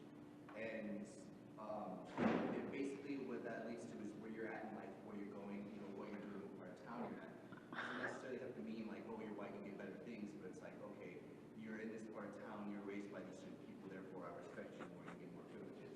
And so I like to dissolve that into like a different type, not just focusing on whites, even though it is predominant with whites. For example, when I started going to U of A, my roommate was like a professor in high school, but he was same economic status I was. We were going to college, we had to do it. We knew a bunch of friends from our neighborhood that couldn't go to college that maybe had gotten arrested for, you know, getting pulled over with weed once, doing all this, like, all those little crimes. And then we go in the dorms, find out that all these kids that are going to college living around us are doing just as much drugs, if not more drugs, than everyone that we knew. And even one instance where one of our neighbors, like, he got caught smoking weed in his room. The cops came and gave him a slap on the wrist. Yep. Oh, it's just a college kid. Yep. Yep. Well, you know, the people that we knew arrested right away, put in the system, there you go.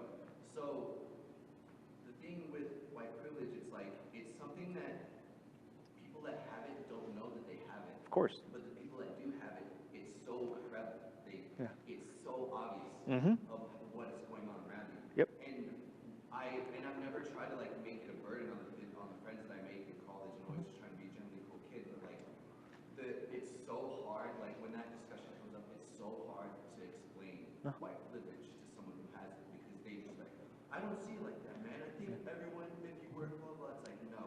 Yeah. Like I had to work 10 times harder than this guy, and then there's a person below me that had to work 10 times harder than me, and that's just how it goes. If you can't admit that, then you're lying to yourself. You're making this, like, you know, what you're saying, a false image. Of course. It's not there, it is. Yep, and yes. So, go ahead. So, I mean, there's a lot of stuff to unpack in what you just said right there. And I think that the big thing, like you said, is that it's invisible. It's like trying to explain, what's the old metaphor, trying to explain water to a fish. It's just a normal state of existence. But I think one thing that you hit in there, it was very subtle. You said, come on, man, it's like you did. And the man part is very important. Because when you come from multiple privileged identities, it's even more and more difficult to see how you're advantaged in society, how society is structured against other folk. And we believe, that's what we believe so much in meritocracy. It's like, well, yeah, I'm in college and I got these good grades and I did all this stuff because I worked really hard. And a key word in there is because, on the cause of doing this stuff, cause to effect. This is, and the effect is my elevated status in life. It's easier for me to say, oh yeah, you know, of course I'm a college professor because I worked really hard. But you know what? Part of it, being honest about it, is saying that relative to my sister, I didn't have to put up with the sexist nonsense that she puts up with on a regular basis. I mean, a very simple example, she and I were in student council together, and advancing the same positions. And, you know, also, I mean, she's a loudmouth just like me. We're both in there, and, you know, I would be a passionate young man who really cares about our school. And people would call her, and forgive the language, this is exactly what they say, she's an uppity bitch. I never had to deal with that because of my male privilege. But it wasn't, and so one mechanism of engagement, though, is being able to find a marginalized identity, because Peggy McIntosh, when she was talking about white privilege, was saying that how she came upon this idea was being a feminist scholar. She was constantly talking to her male colleagues about, you just don't get it. You just fundamentally don't get it. And then all of a sudden, some of her black female colleagues said, Peggy, you as a white woman don't get it. And that was the jumping off point of saying, oh my God, this exact same critique I was lodging over here, I'm actually doing the exact same thing. The very last point, though, that I want to address really quickly off of yours is the issue of economics coming into the situation. And that's also why I don't like the concept of privilege, because it conjures up this idea of being in a semi-charmed life. Like, oh, things are just crimson and clover and everything's great and grand. And so then it leads to these discussions where we say, so are you saying a white kid from Appalachia has white privilege relative to, say, Malia Obama? And by the way, whenever I have these conversations, it's always a white kid from Appalachia. I don't know why, but it just is. Like, that's like, you know, that's the jumping off point for that conversation. And I say, no. The first thing that we need to do is we need to make an apples to apples comparison, because they're in such different spheres that it doesn't really make sense to make that comparison. So then we ask a question like, does a black kid from the south side of, does a white kid from Appalachia have white privilege relative to the black kid from south side of Chicago? And in many respects, the answer is yes. Or if you're like, say, in the Bronx, right? Because you had stop and frisk. Well, the white kid from Appalachia is not getting stopped and frisked, right? It's not saying that his life is necessarily so much better. It's saying that his life sucks, but he's not subject to all these other things that are racialized. So we have to be careful, because economics and race reinforce each other, but we can't reduce race only to economics. You see what I'm saying? Like, and that's, again, one of the complications. They exist as separate spheres, but they also reinforce. All right, so I had like 3 hands over here. So 1, 2, 3. Go ahead. I'm always fascinated. I like to hear people's personal experiences and how they experience life. So for you, what is driving you? Why are you doing this? What experiences did you have in the Linda Yeah. that sent you in this direction, energy, your education, all that? So from a very early age, you know, learned about the civil rights movement and Dr. King and treating people, the content of their character, not the color of their skin, and how evil racism was, and, you know, watching Mississippi burning in class and do, you know, and so there was a strange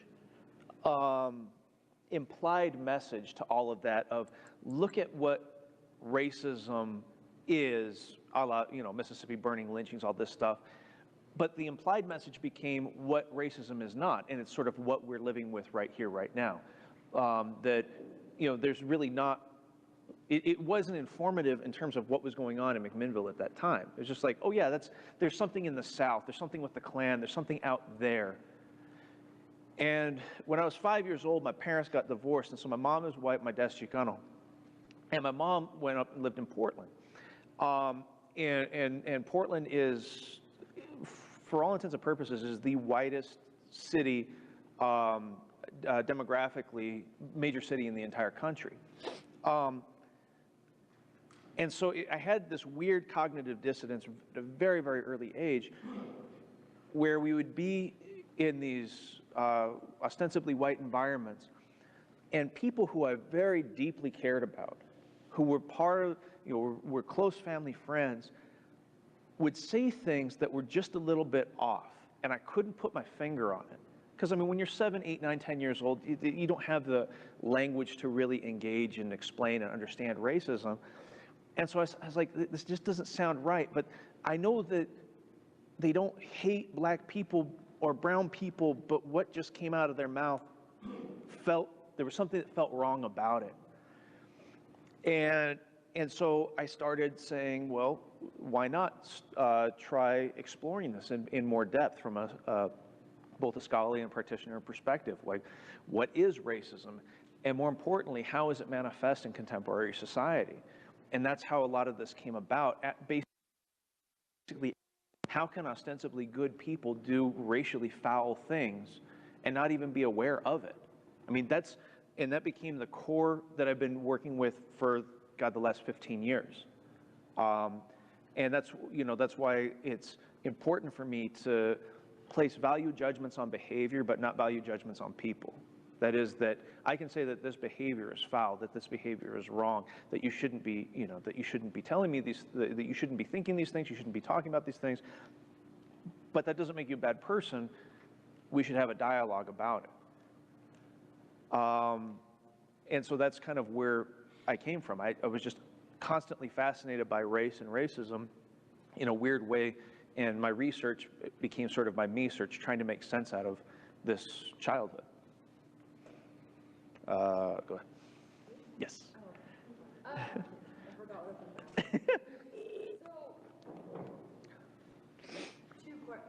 a story and then a question Sure. of it all. So, growing up, we always heard like my mom and dad's stories of racism and how my mom got spanked if she spoke Spanish Yes. in the classroom. Yes. Well, we went to the exact same high school she Yes. went to, so she never went to parent-teacher conferences, the PTSD, Yeah. but she never let us speak Spanish either. Uh-huh. So, but we didn't realize that that was racism. That was just mom and dad's life. Yeah. So my generation, you know, we were talking at break, our generation was, there's some steps to get through it, but that's just how it is. Yeah. Live life and work harder, work smarter. Yeah. You know, So, at what age do kids realize that there is racism? Because if we're going to teach the kids, like, I think this is very important to teach them, but I also believe if we teach them too young, then they're going to be like, well, what is racism? Where is it? You know, what's that age where they actually know it and can really think about it? And, you know, is it, you know, is there a certain age? Acknowledgement of racism? You know? Yeah, no, and it's really difficult because it's very situationally specific. So there was one young woman who came through our teacher ed program, very insulated childhood, insulated at the U of A, coming through, who had just no concept of racism, and even talking to her at 21, 22, 23, it was like, I mean, she was so developmentally she was so developmentally stunted because she just never engaged the issue. And so part of it is, are the kids actually engaging with this issue right here, right now? Like, are they actually starting to identify it? Are they, because kids will identify racial difference very early on, age 3, 4, 5, 6 years old. Racial difference is already playing a role in how they're seeing the world. Like, they already understand, they may not be able to articulate it, but they're seeing differences already, and they're seeing differences in treatment. But, you know, there are some times where you're in such a homogenous enclave that you just don't understand it. Obviously, by the teenage years, this is when it really starts to pick up, and you absolutely should be having these conversations on a regular basis. Once it's in the late grade school, that's where it's a more murky situation. I mean, try to explain what a system is to a 9-year-old. Like, good luck with that. But at the same thing, that there's a certain ingrained sense of fairness that kids have, or, I mean, and you know this because they're always saying, hey, that's not fair, that's not fair, that's not fair, miss, that's unfair. And when it starts to map onto these racial differences, you'll see it come out very quickly. So, you know, it's one of those things, like, there is not a good answer to it. Like, if we wait, let's put it this way, if we wait until 18 to do it, that's way too late. If we're doing it at age, you know, 4 or 5, maybe a little too early, but again, you know, what are I mean, part of it is having that conversation with the kids. What are they seeing? What are they experiencing? How are they understanding it? Because I mean, I was actually really surprised when I was doing my youth work in the Bay Area. I mean, you had 2nd, 3rd grade kids who, I mean, granted, in the Bay Area, it's very dramatic, the differences. I mean, you go across the 101 and you're in Palo Alto. So you're in East Palo Alto, it's Black, Tongan, and Latino community, low income, and then you literally go across the 101 and you're in Palo Alto, like multi-million-dollar houses, very, very white suburban enclave right there. It wasn't difficult for the kids to make those connections because it's right there in their face. I mean, as a matter of fact, they would have to go across the 101 to do a lot of things. So, and so it was easy to have those conversations because they already realized something was not quite right in that situation because the disparities were so, they had a comparison to deal with. So a lot of it's just having those conversations with them. And I think too, because I think growing up with mom and dad's stories, we should hate white people. We should, just the stories that they went through, I mean, we should really be totally against white people, never talk to them because of what their stories were, not because of, you know. So how do you teach about the Spaniards coming over and taking over? How do you teach about KKK without teaching these kids not to hate that opposite race that has done so much of generation? So like that generation Yeah. stuff is coming through still? Absolutely. How do you teach it? How do you not teach hate and racism? How do you keep it separate? Absolutely. Well, I think part of what the frustration that occurs out of it, because once you start becoming aware of it, it gets really, really frustrating. And actually, being a college professor, because a lot of students, this is where they first start to realize, oh my gosh, you know, it's not a terrible thing to be gay. It's not you know, I don't have to be relegated to this because I'm a woman. I don't have to internalize this because I'm Chicano. Like, all of a sudden, they do get really frustrated and go off in the opposite direction. And there are very few things that are more obnoxious than, you know, a college sophomore who's just found that, I mean, it's really difficult to deal with them, and it's a beautiful challenge. But I think one of the big points, and I love the way that in Tucson Unified, their Mexican American Studies program, they would always start class, because they did a lot of critical analyses of inequality, but then they would always start class with Luis Valdez's classic poem, En La Quech. And so and it would always start off with, you are my other me. If I love and respect you, I love and respect myself. But if I do harm to you, I do harm to myself. I mean, all that it is an elaboration of the golden rule. But the point being that by doing that as a philosophical and moral foundation of the work, you can do a social critique and realize that, wait a minute, if I come back and I hate white people, men, straight people, rich people, if I embody hate in my heart, I become exactly like what they did to me and my family. And I want to be better than that, because that's, you know, I have no patience I have no place in my heart for hate.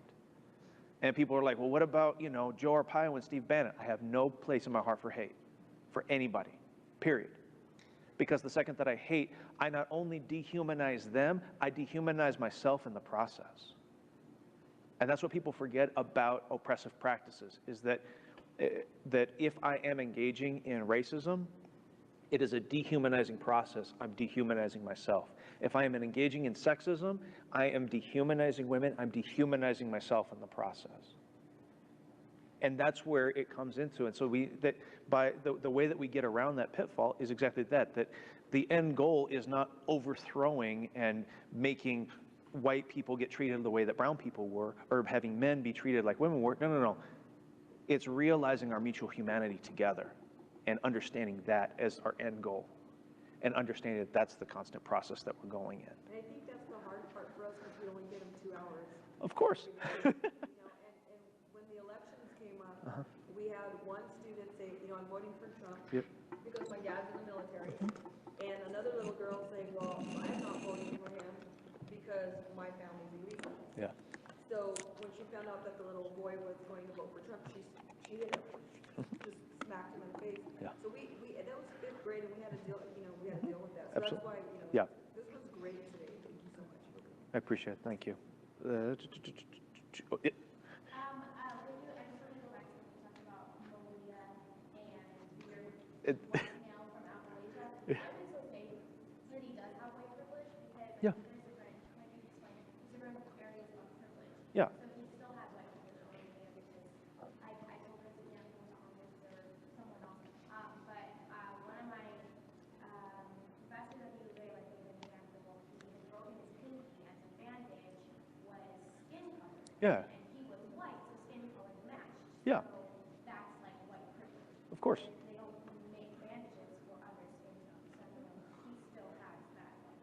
Absolutely. But that's the point, is that, and that's why I struggle with the term privilege, because it does, if I said close your eyes and imagine someone who's privileged, you kind of, you imagine somebody who, is walking around in a suit, who's all, driving their Beamer. Yeah, exactly. All this stuff. But you're exactly right that and this is what, but economics doesn't insulate people from a simple example is back in September, I was taking a break from writing, and I needed to go into the Walgreens to buy some just different stuff for the house. I had, just a reusable bag with me. And I'm not joking, immediately when I walked in, I heard over the loudspeaker, security to the front. And I was like, okay, please, they're not talking about me. I know they're not talking about me. And I was walking down, and all of a sudden I had there was a lady who was at the end of the aisle watching me shop. And I was kind of like, this is not happening. And then she finally, after like 5 uncomfortable minutes, which felt like about an hour, she finally came up to me and was just like, what are you doing? It was like, I'm shopping, like, and we had and she's like, well, you're kind of, are you sure? I was like, yeah, I'm pretty sure I'm shopping. And it was one of those things, like, she didn't know quite how to interact with me, and I didn't know how to interact with her. Because no matter how, this is what I study, and it still catches you off guard. And like, we separated, and her message was clear: you are being watched right now. Don't try to steal anything. And I said, finally I just got mad, and I went up to her and I was like, this is just inappropriate. Like, I walked in, just middle of the day, not hiding anything, I'm right in full view, and you already accused me of stealing something. And her response was, well, you're right, I should have just followed you around the store to make sure you weren't stealing. I was like, that's not any better. Like, you're still assuming that I'm going to steal something. Yeah. And so the point being that, I'm now being a university professor, I'm, upper middle class status, all this stuff, and you still get targeted by that. You still get, for crying out loud, I got actually accused by University of Arizona Police Department of trying to steal my own car. Okay?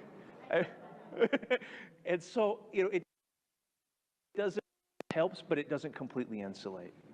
And it's one of those things that you're right, that you know, so the privileges still do exist, that you're right. Like the janitorial, you know, there's some people at the janitorial staff at the U of A who are white, who don't receive, who would never be accused of stealing in that way. And so you're right, that's why it's strange. They exist as separate but interlocking spheres. Yes? I am a firm believer that history tends to repeat itself, whether that be in life or whatever.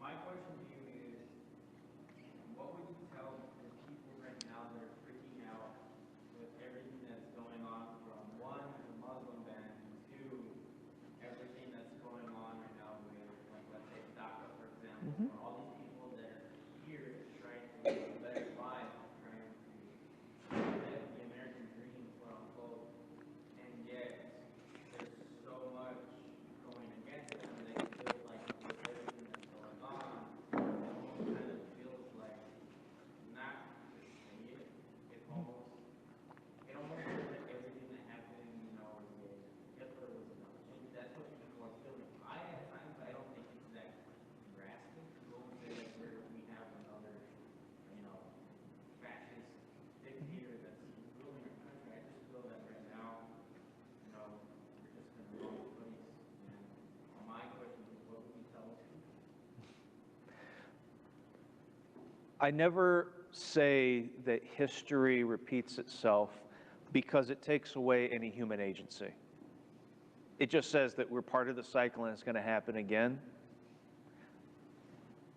What I think is a more profound cliche, if you will, is that those who don't learn from history are bound to repeat it.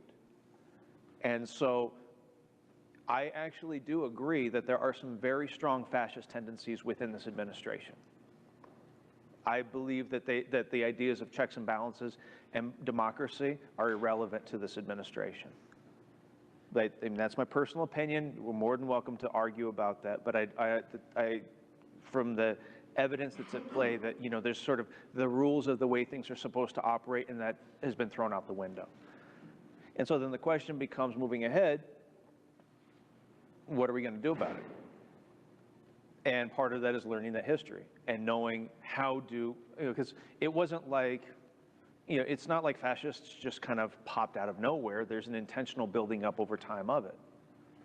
And so the idea is that if you really want to challenge it, you need to learn how it's happened in the first place, and more importantly, how people have resisted it. Oh, 1, 2, 3, 4. Good. Wow. This is a great Q&A. I had 10 minutes budgeted, and y'all are, go ahead. Mine's not really a question, it's kind of an example of it. With my past and going to prison, that's where a place where it is very, racism is very obvious, because we have to be, we're separated by race. Absolutely. Yep. You have to run with a specific group. Yeah, you can't even have the divisions within your community. It's all, if it's Chicanos, it's over there. Yep. If it's Chicanos, It's blacks, it's, yep. and all of that. So Yep. even being in there, that you can't even be in a cell with someone from another Yep. race, or else your own race is gonna Yep. go after you. Oh, yeah. Playing cards, simple stuff like that. Mhm. You can see, you can't, in there, you can't get away with it, and you Yep. can see how big of an issue it is, because then those people go out and you automatically develop prejudices from that, because the certain person in there did you wrong, and then that becomes that group of people. So it's very hard to get away from that, even being in there. Yep. But that's why I've really appreciated things like, I have a bunch of friends and colleagues who do like El Círculo de Hombres in Southern California, where they're intentionally healing spaces for people who have been part of like gang injunctures, have got locked down, have done all this stuff, because they come out with so much hatred and so much frustration, and, you know, and in many respects, prison isn't meant to rehabilitate, it's just meant to confine a problem. And so in that respect, you end up with people who have been marked, and there's been some great sociological literature on this, that, you know, once you got a record, you're marked, and it's really hard to reintegrate into society for that. And then after that, so you have limited economic abilities and a bunch of hatred in your heart. It's no wonder that there's massive rates of recidivism. And so you have to end up you need these opportunities for people to really get this out of their system, to grow as people and to really do all that sort of stuff. And that's why these circulos are so important and can really be beautiful healing spaces, understanding that there was a trauma that was occurred, and it gets back to my thing with Jansen, like, yeah, if I sprain my ankle, I can pretend to walk it off, but it doesn't make it better, right? As a matter of fact, as you know, like, if you sprain your ankle, they tell you to stay off of it. If you keep walking on it, it only makes it worse. Shoulder or elbow or whatever, everything's falling apart right now. So, because Jansen's getting on my case because he's like, "You're old." I'm like, "Shut up." All right, I had like 3 other. Well, go ahead. So, sounds so bad, but I'm super proud to be Japanese or Asian. Why is that bad? Okay, and then so that's the first point. So, is non-white people thinking or seeing? I know where you're going with this. Like, there are more opportunities for white people. Yeah. It's a problem. Because, like, to me, it's like looking. Racism, when we talk about racism, it's always like you feel you're better than others. Mm-hmm. But if you believe that they're better than you, Yeah. if you have that mindset, and then if our goal is to like have less racial discrimination, is it a problem? Like to believe that all white people have better opportunities? Yeah, no. It's not a problem because it's the reality that we're dealing with. It makes people feel uncomfortable, but it's the reality that we're dealing with. And part of what was so powerful about the white privilege conversations is not the white privilege component, it's the unpacking the invisible knapsack. And the invisibility component of it is that we talked about earlier, that privilege is normal to everybody, right? And so just by mentioning whiteness or white people, people who are white don't have to be reminded of that on a very regular basis. They're just walking along and saying that in most circumstances, you don't have to be reminded that you're white. And then when you are, then it provokes what's called white fragility. Like, well, what are you saying? Why are you hating me? I'm not hating you. I'm saying that society is structured to benefit you. That's just a structural sociological analysis. It's a basic economic analysis. It's a basic educational analysis. And if you can't, there's this whole idea of ignorance is bliss. And if you're not aware of these systemic inequalities, it's easy to seem happy about the way that society is going. Yeah, I worked hard, I did right by myself, all this stuff. But then the second that your eyes get open to, well, no, that's not exactly how society is structured, it becomes very jarring. And so I think that it's really important for us to not shy away from actually naming reality the way that it is. That white privilege, male privilege, straight privilege, class privilege, like all these things exist. Once we get that on the table, then we can deal with it. That is having pride in where you're at, because society is structured for you not to. Yeah, there was a fighter, actually a local UFC fighter. Oh crap, what's his name?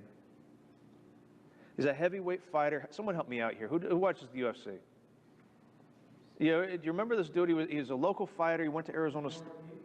No. He had brown pride tattooed on his chest. Cain Velasquez. Thank you very much. Sorry. Yeah. So, Cain Velasquez got in a lot of trouble nationally once he won the UFC heavyweight championship because he had brown pride tatted on his chest. And people were like, well, Dana White, would you be okay with it if he had white pride on his chest? It's like, no, because if you're of the privileged group, you already have, your pride is a priori. It's already existing, and you've already been told that people like you founded this country and developed this country and grew this country. You've been told that from day one. As a counterbalance to that same brown pride, as long as it's not saying brown pride hate white people, as long as it's just saying I'm actually affirming a positive sense of self, that's a very important thing to do. So it's not, when you say, you're proud to be Japanese, that's great. Be proud of where you come from in your culture and things like that. That's beautiful. That's a good thing, I grew up in Japan. I moved there 9 years ago. And obviously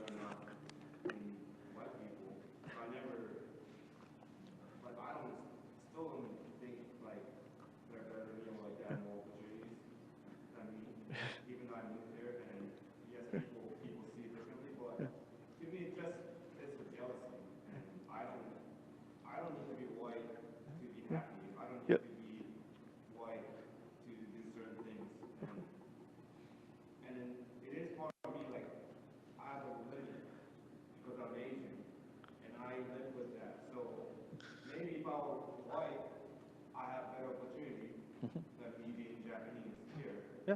But then I'm proud of who I am, Yeah. and I don't really think like, you know, it's like a bad opportunity for me to borrow white kind of thing. So like, Yeah. I mean, I didn't really like see white people growing up, so maybe that's why. Yeah. Or like everyone's like, Well, it's one of those things that, you know, a lot of what you're saying, right?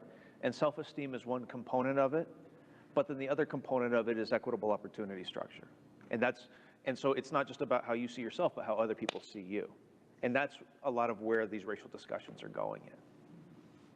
So, Just real fast to go off what he's saying though. yeah. Where we grew up is, we had, Japanese camps. When Oh yeah, in Poston. everything happened. So for us growing up with Japanese people, they were shunned upon. You didn't talk to them. And then when the war was over, and everything, well, they shot up because you guys are super smart. But yeah, Well, they had formalized education already in Right. place, which is a transferable skill that so allows they us. came up and they surpassed us.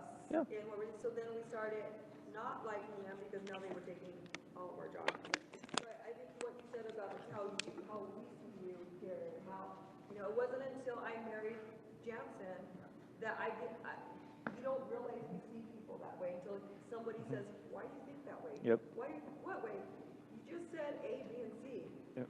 Oh, I don't know. Jansen always say, you're so judgmental. You're so judgmental. You'd Yep. always tell me. Of course. You live in this bubble sometimes because of the way you're brought up and stuff. So just to go off of what you were saying about Yeah. him is, yeah, he might not feel it, but we looked down on you guys when we were raised. Yeah. It was, you know.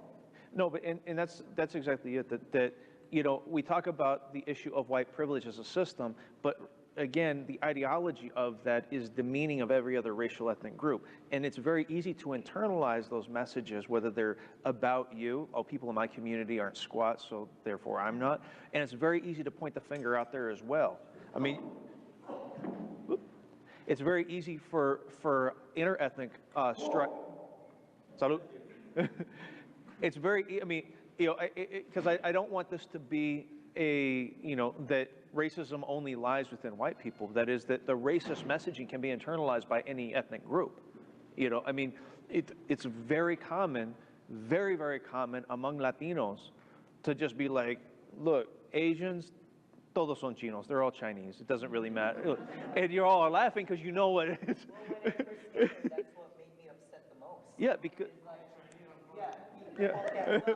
well, and then coming from also like a different country where we were very racist. You know, we grew up, we were racist against Chinese. Just putting that out there. And so when I came here and people were like, oh, you're Chinese. I'm like, no, I'm not. Like, oh, you're Chinese. No, I'm Japanese and Filipino. Like, well, they're all the same. It's like, no, we're not. We're not all the same. yeah, exactly. But that's my point is that we can have these very deeply rooted internalized biases. And I mean, when I would be back in LA, if you want to see the most obvious cliched example of this, just watch the interaction in a Korean convenience store as a black person walks in, and that kind of, I mean, just that friction right there. I mean, it's palpable, and it's not just, I mean, it's happened so many times, and I witness it. That, you know, it's like we internalize these messages not just about ourselves but about other people as well. So let's see, 1, 2. Yep. Based on with the media that's going on today in terms of music, would you, and I know you said you think that this was impossible earlier, but with the music that's going on today and it's starting to grow more, would you think, based on like how... Now what music? Because there's like, I mean, we could go from like Metallica to Despacito and everything in between. That's been like going on, that's starting to become more popular in terms of like Latino music coming into American culture. Would you say that that aspect of the media would somewhat begin to eradicate not necessarily like not necessarily racism, but those stereotypes of what others think of other races? That's okay. I'm gonna ask you a really inappropriate question right now, so bear with me. How old are you? 20. Fair enough. So you were not around for the Latin explosion #1, were you? You don't even know what that is, because you probably weren't even alive. So back in about 1998, 99, somewhere in there, there was this quote-unquote Latin explosion. Ricky Martin came on with Livin' La Vida Loca, J-Lo, it's just, I mean, awful pop music, but, you know, and then... Then about 10 years later, then we had number 2, where reggaeton became really big, and now we're in the third iteration of it with like Despacito and all this stuff. And so I go back and forth in a lot of different ways. On the one hand, it is incredibly important having marginalized groups in the mainstream. The movie Coco is an incredible example of that. You know, I make a joke that a Latino, a black guy, and a white woman walk into a bar, and that's called the new Star Wars movie. You know, that's really...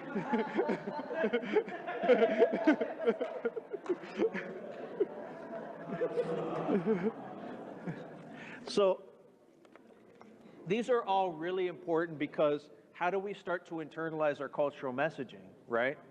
Well, you know, for like my sister's group, you know, she had Barbie and She-Ra, and that was it, right?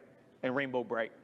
But now you've got Ray just kicking ass and taking names. I mean, that's actually important, right, in terms of cultural representation. Having a meaningful engagement with Dia de los Muertos like Coco, that's really important. Having Despacito as the most popular song in the entire world, that's important. Although U.S. travelers need to stop bombarding the area that they filmed that music video, because they're just destroying it. But that's beside the point. But that's not everything. Because if that was enough, then Ricky Martin and J-Lo coming onto the scene, I mean, they were already there, but America discovering them, which we can unpack what all that means, that would have ended, you know, anti-Latino sentiment in the United States, but we saw it come back, right? And so cultural representation is critically important. It's a very important component of anti-racism. Because again, you know, it's like that whole idea of there are values that are communicated by the histories that we learn and the texts that we use. And it's saying that, you know, if you only learn about the founding fathers, who is that saying is a person of value in this country, and who's a contributor to this country?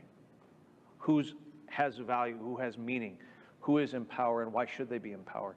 So it has a great deal of importance. We just can't overstate it and say that just by changing that, everything's going to change naturally. It's one part of the bigger puzzle, but it's a very specific part of it, but it can't be the entire pie.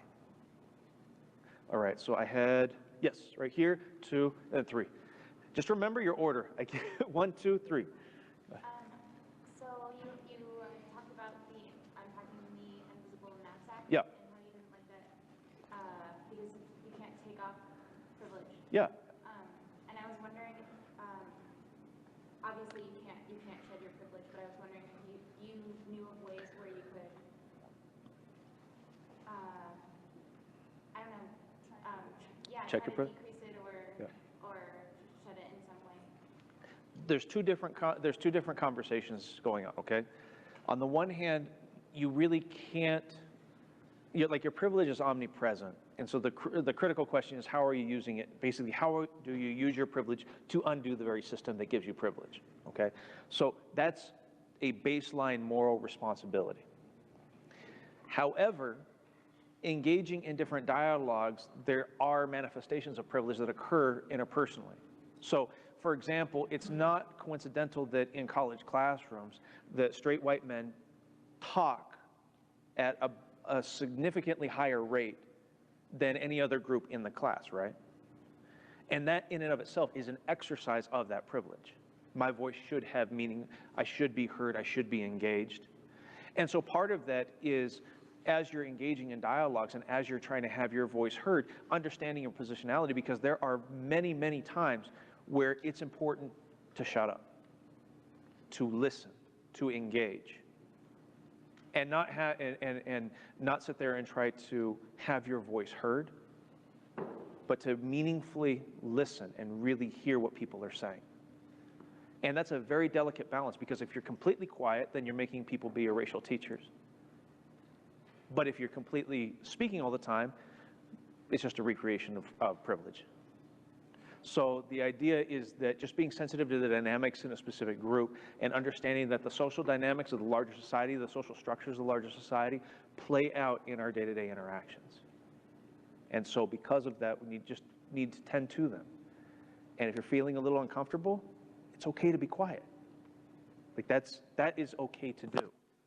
All too often we have to feel validated in new spaces. It's like, no, just listen. It's okay. Feel it out. We've talked about the system. Yeah. Kind of a multi-part question. How would you define what is the system? Who started it? And how is that propagated? Is it generational? You teach your kids to do something or these founding? How is it continued? Is it verbally taught?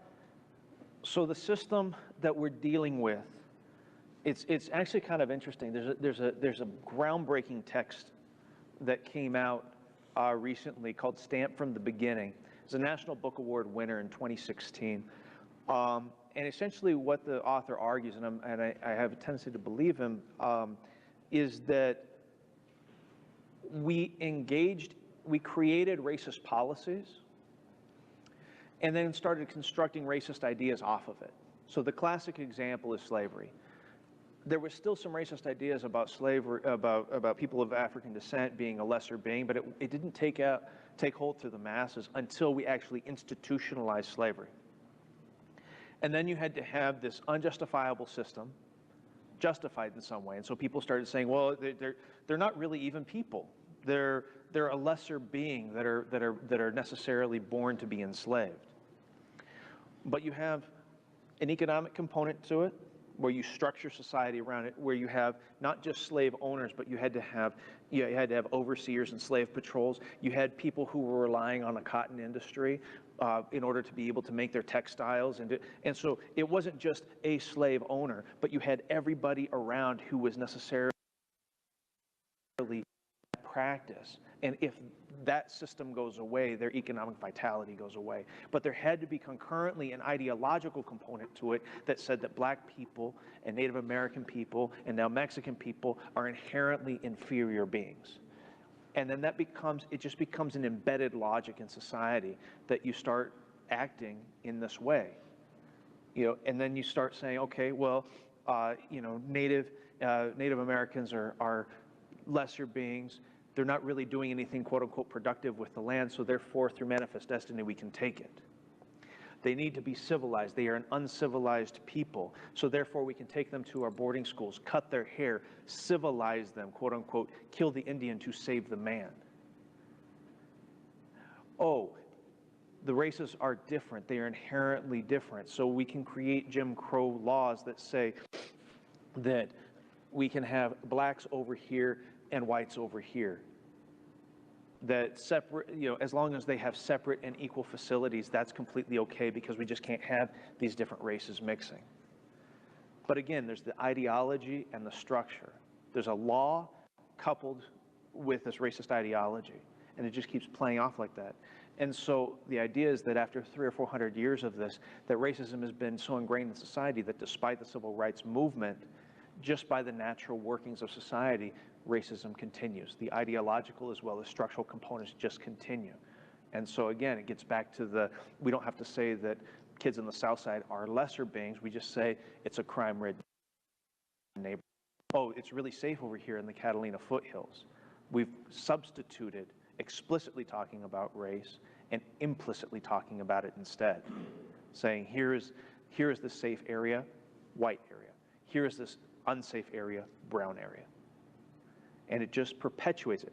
But the cool thing about it is that, well, there's nothing cool about racism. That's wrong. There is no such thing as a closed-off system. We as people are necessarily incomplete beings, always in the process of becoming more fully human. As a result of that incompleteness and our ability to learn, no system of ours is complete either. And because there are cracks in that, that's where we can go in and engage. That's how we can topple over the system. Because it took several hundred years to create It takes a lot of time to uncreate it, but there is possibility in that because human potential is infinite, because we're incomplete. Sorry, I'm going off on my little philosophical rant right now, but let's see. I had another, there we go. So you're getting at it, like throughout all What is it? Just kind of like, well, just understanding you a little bit more. So I want to know your personal and professional opinion on going back to that. Sure. I'm fascinated with the idea of like tradition, culture versus progress. Okay. And I know it has it's a huge sub-factor under racism when you like compare the two. And I guess like just as a really quick story, I was part of this club, and I ended up being kind of higher member of the club by accident. Just walking around saying, "Oh, me, Miss Canada, we're gonna vote." And I took the office from I got the president of the group who wasn't running at the time, shook my hand, and we were conversing. He asked like what I am, and I was like Native American. He said, "Wow, without even trying, you ended up being a minority." So I mean, in your head, you automatically think, all right, now you're not trying to get a minority. That was what you're thinking about. I should belong here, right? Yep. I immediately wanted to just stop the group. Like I didn't want to be in the position no more. Like I wanted to leave it to go. Yep. And I actually ended up calling my mom. My mom was the one who told me, like, no, you need to do that. You need to your voice out there. And you need to be a part of it. However, I told my friends this story when I was back. And I mean, 80% of them, I don't know, the majority of my friends looked at me and were like, how could you do that? Stay with the group. Yeah, how could you stay there? Because I mean, and I was honest with them, like I didn't make a Native American group within the group, like along with a minority, but how far does that spectrum go to when you're almost losing? Because like I've had to give up part of my culture. I'm very aware of that. By even going to college, by hanging out with white people. I mean, where my friends are, it's not a thing. Like I mean, everybody's laughing, but like we don't. Like it is us against them type of mentality. And you try to explain to people that we need to make this trickle down effect. You can call whatever you want when it comes to science. But where do you put yourself on the spectrum of actually making a difference and holding on for so long? Because I guess the scientific part, a lot of the time I hear is professionalism. You need to push forward and do all this stuff. But then when you're looking at yourself personally, you're 24 years old, looking at yourself, asking yourself, is this exactly what I'm supposed to be doing? Because everybody else is still managing to hold on to their jerk of the neck. All my thing about that moment. Yeah. Wow. That's an extraordinarily complicated question because you're right that the higher up in the system that you go, the less representation of you that there's going to be, which is precisely the reason why you occupying that space is so important. And it goes back to that issue. I think you already set up. I think you set up the parameters beautifully. But I think what you're asking for is an answer that's impossible, because it's a constant question that both I ask myself and I think that you're asking yourself. And that is that there's nothing wrong with compromising in a situation, but at what point am I compromising myself and who it is that I am to be in this situation? And a lot of times you never really know it. Like people always say, how do you know when you're I want to find balance in my life. I want to know balance in my life. Personally, I don't actually believe in balance for myself because I only know when I'm out of balance. I know when I've become too comfortable in my community and have, let opportunities go because I don't feel comfortable there and said, oh, wow, I really screwed up and I didn't do enough for my community by actually being out here. And at the same time, there are times where I'm like, oh, I feel like I'm losing myself because I haven't had my community connection for too long. I know when I'm out of balance. When I'm in balance, there isn't like a ding, ding, ding that goes on in my head. But at the same time, one of the cool things is that the higher up that you go, there are opportunities to push back. So like, I'll be honest, like I intentionally wear my Dickies when I'm at school. Like, that's what I grew up with. That's where I come from. Like, You know, and some folks are like, well, isn't that kind of unbecoming of a professor? I'm like, no, I want to push back. And well, a lot of professors dress grubby, but that's a different issue altogether. But the point being that you know, a lot of students gravitate towards that there's a cultural understanding that stems from that. And so I take that as a very important responsibility at the same time. That, you know, we want to lift as we climb, and there are, again, it gets back to the systems issue. There are cultural norms embedded in there, but we can also push back against them a little bit. And the more that there are other folk around like us who can do this, we can actually make some meaningful progress in pushing back against it.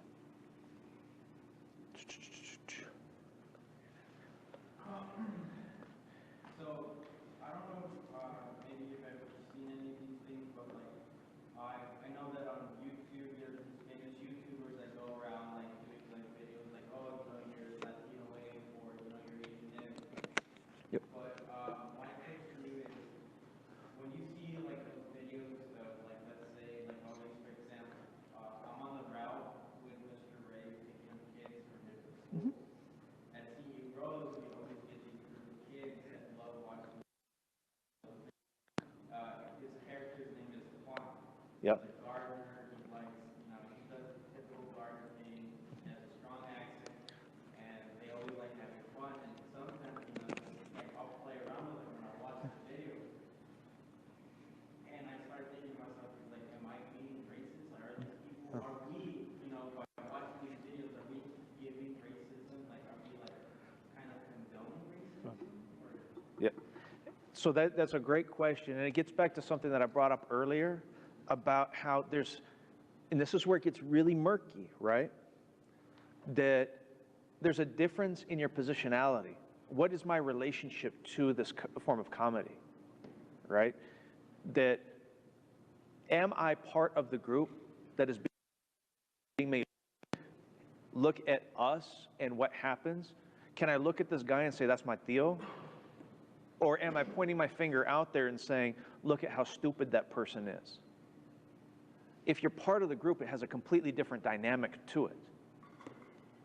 Whereas if you're in the group, it's one of those things that a different meaning, a different intentionality, a different connotation to it. And so I think that, you know, and a lot of it comes down to the intentionality of the kids too, you know, because, I mean, I would imagine if they're sitting there with Juan the gardener, like, they're not the ones who are employing Juan the gardener. That's my dad. That's my uncle. That's my brother, which has a different, you know, and then we can, because human behavior is weird and strange, and that's the basis for comedy. And we can poke fun at ourselves culturally. And so I don't necessarily think it's inherently racist to do that. But if you're sitting out there pointing out and being like, oh, look at how stupid Asians are and black people and all this, then yeah, then that becomes racist at the point, you know? But part of it could be asking a question, asking kids, what do you find funny about this? What's so hilarious? You know? And if it comes out, oh, stupid Mexican, well, yeah, then you're participating in racism.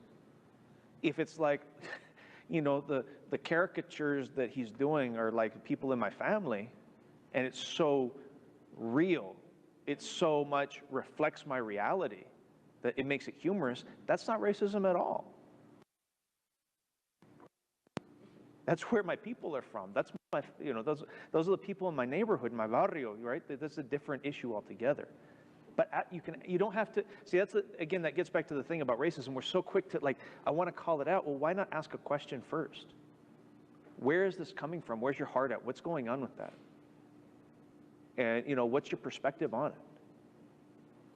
And especially with kids, it's really important to do that, just to ask a question first. With adults, it becomes a little bit more, abrupt and more, but with kids, just ask them, where's this come from? All right, go ahead.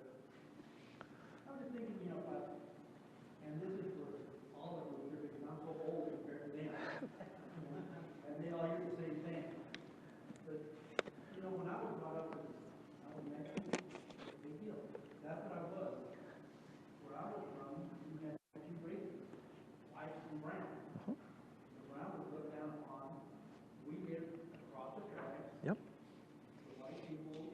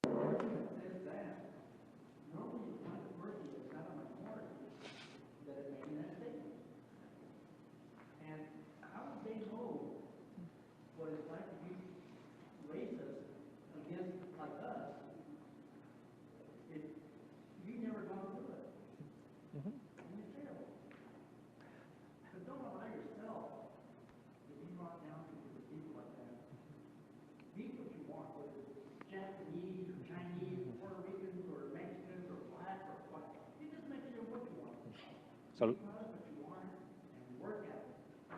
And don't let anybody put you down as Just a quick point of reflection off of that too. Because I love the way that the two of you are speaking to each other, because there's sort of two different parameters here. There's a structural reality, and then there's the agency. I don't want to let my course be absolutely determined by racism. It's going to be informed by it, but it doesn't have to be absolutely determined by it. The only thing that I would push back on that is not that things will get better. It's that things can get better if we collectively do something about it. Because one thing that I was really frustrated with when Obama became elected was that a visible symbol of racial progress became an excuse for complacency. That is that people, okay, cool, you know, we don't have to work anymore. Our Messiah has come. And it's like, well, no, he is bound by the same structural constraints as every other president. And so progress does not, you know, people quote Dr. King that, you know, the arc of the moral universe, you know, it may bend, but it always bends towards freedom. But it's like, I disagree with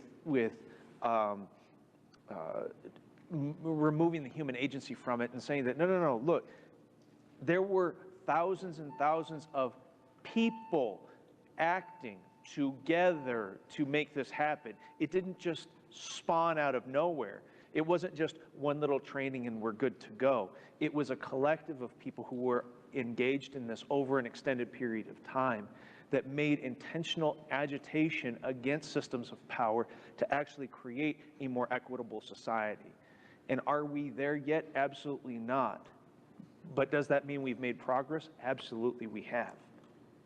So, other questions? All right, go ahead.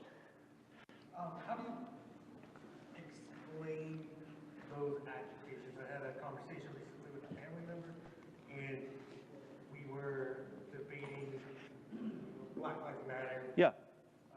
disturbing traffic, Yes. Colin Kaepernick, Yes.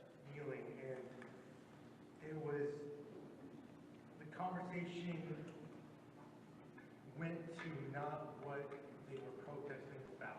Of course. But the way they were protesting. Of course. And I found it difficult to argue that executive, the agitation of power and how important they are to bring focus, but how can I further elaborate to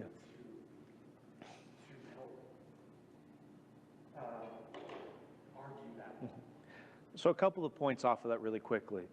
I love the quotation by Frederick Douglass that is, many people have heard the power concedes nothing without a demand. It never has and it never will. If there is no struggle, there is no progress, okay? What people forget is the middle ground of that. So it's a beautifully written paragraph. If you have a chance to read it, just read anything by Frederick Douglass. But so that's the beginning and the end right here. But in the middle, he has this great, this beautiful metaphor where he says that those who profess to favor freedom yet depreciate agitation are men who want crops without plowing the soil. They want the ocean without its mighty roars, or without its terrible roars. Essentially that we want progress, but we don't want to actually feel uncomfortable about it. And so the whole idea of social movements is to agitate. And people can feel governance. Like if I'm running for mayor of Tucson, I have to get 50.1% of the vote and I'm in, right? Colin Kaepernick is not running for office. He's trying to disrupt the natural flow of things to bring attention to an issue that people are forgetting. It goes back to that old issue of the most important thing for evil to persist is for good men to do nothing. And so the idea there is that, yeah, we're just oblivious to this, and all of a sudden, oh my God, I'm watching my Escape on Sunday and Colin Kaepernick is taking a knee. Or this activist group is shutting down the street. That's the whole point. That is an exercise of power in the opposite direction, saying, we will disrupt the normal flow of things until you actually engage our issue. And a very important piece on that came from Dr. King when he wrote his letter from a Birmingham jail. And the reason why that was important was that he said a couple of really important things that speak to our contemporary realities right here. He said, number one, my number one beef is not with the Southern segregationist who has the German shepherds out there who is preventing us from integrating society. My primary issue is with the centrist who will not speak out against that societal evil. My primary issue is with the black preachers who say, do not protest, do not agitate. Let us talk and let's get to the negotiating tables first. When he said, no, you have it wrong. We have to agitate first to even get a spot at the negotiating table to be able to talk about these issues. You think that people are just going to naturally say, oh yeah, oh, I'm sorry, society is this way. We're just, you know, okay, cool, Black Lives Matter, we're good to go. Now, let me back up. I'm not saying that every single act of activism is well thought out or well intended. You know, there are people who screw up all over the place. But people who immediately respond to activist agitation and say, well, you know, if you just weren't being so loud, I would be listening to you. If you, first of all, they may not be talking to you. Like, don't be so egotistical to think that every message is about you. Secondly, it's meant to make people feel uncomfortable. If it doesn't, it's not activism. It's not trying to shake up the system. And I hear this all the time, you know, if the tactics were a little bit different or if this or that, I'd totally be supporting you. I have yet to see someone who said that actually do meaningful engagement when people are quieter. It becomes an excuse for complacency. It becomes a way of deflecting my discomfort. It becomes a way of ignoring the central issue. And so that's the whole idea. I mean, Jansen started off today saying these are uncomfortable. You go out and have these conversations, they are going to be uncomfortable. But to sit there and delude yourself to thinking that we're going to make social progress without discomfort is, again, somebody who wants the crops without plowing the soil. Oh, I don't know. I got on a lot of different tangents there, but you got me all worked up. So.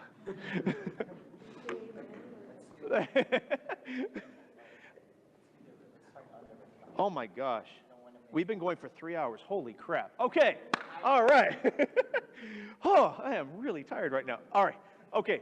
So this is my challenge to you individually. Here's my challenge to you individually. We're going to do 2 reflective writing pieces right now. And this is just to get you to sort of, because there's way too much going on in this presentation. When we start thinking about systems, there's way too much going on. And so I have 2 prompts for you. We're just going to do 10-minute writes on each one. There's paper in front of you, pens, and all this stuff. So prompt number 1. I left 2 pieces of paper for each person. So one is just sort of a personal reflection for you right now. The second one is going to be a letter to yourself, okay? So if you don't have enough paper, I have extra up here. Here's the first prompt. What was one thing that has challenged the way you thought about issues of race and racism from today's discussion? This can be an aha moment, an area of continued confusion, one of disagreement, just things that jumped out at you, very specific things.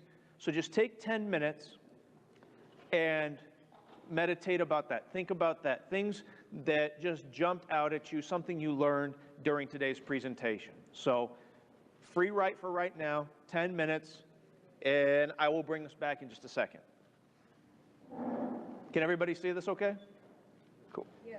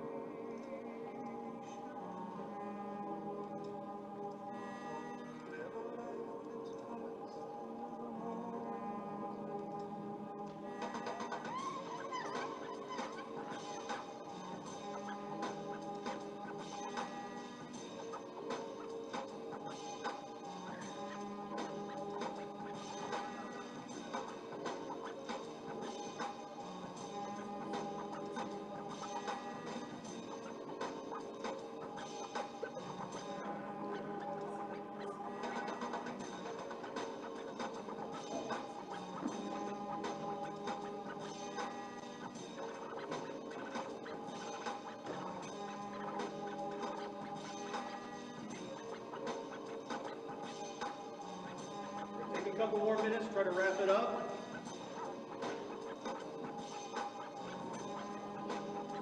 Do I need to still have this on?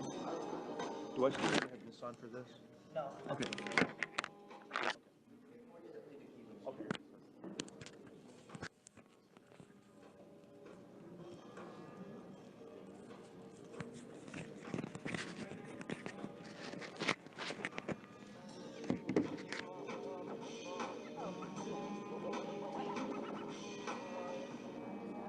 So Jansen, I'm just gonna not have him do the small group stuff, because it's gonna take too long anyway. I'll just have a quick report back. Okay, yeah. Yeah, I'll be out of here by 3. Yeah. No, you. All right, let's bring it back real quick. I know some of you are still writing. This is great, this is beautiful, but we've been here for over 3 hours, and I don't want to keep you much longer. Anybody care to share quickly any aha moments, things that struck out? Go ahead.